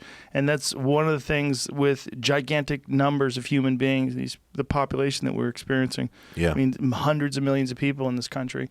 It's hard for us to just realize the value in each individual, each unique individual. You know, 100%. 100%. I mean, it was funny when I had my car dropped off in Montana. Like, I didn't really, you know, everyone kind of keeps themselves in Montana. It's kind of a conservative, you know, place, especially Great Falls.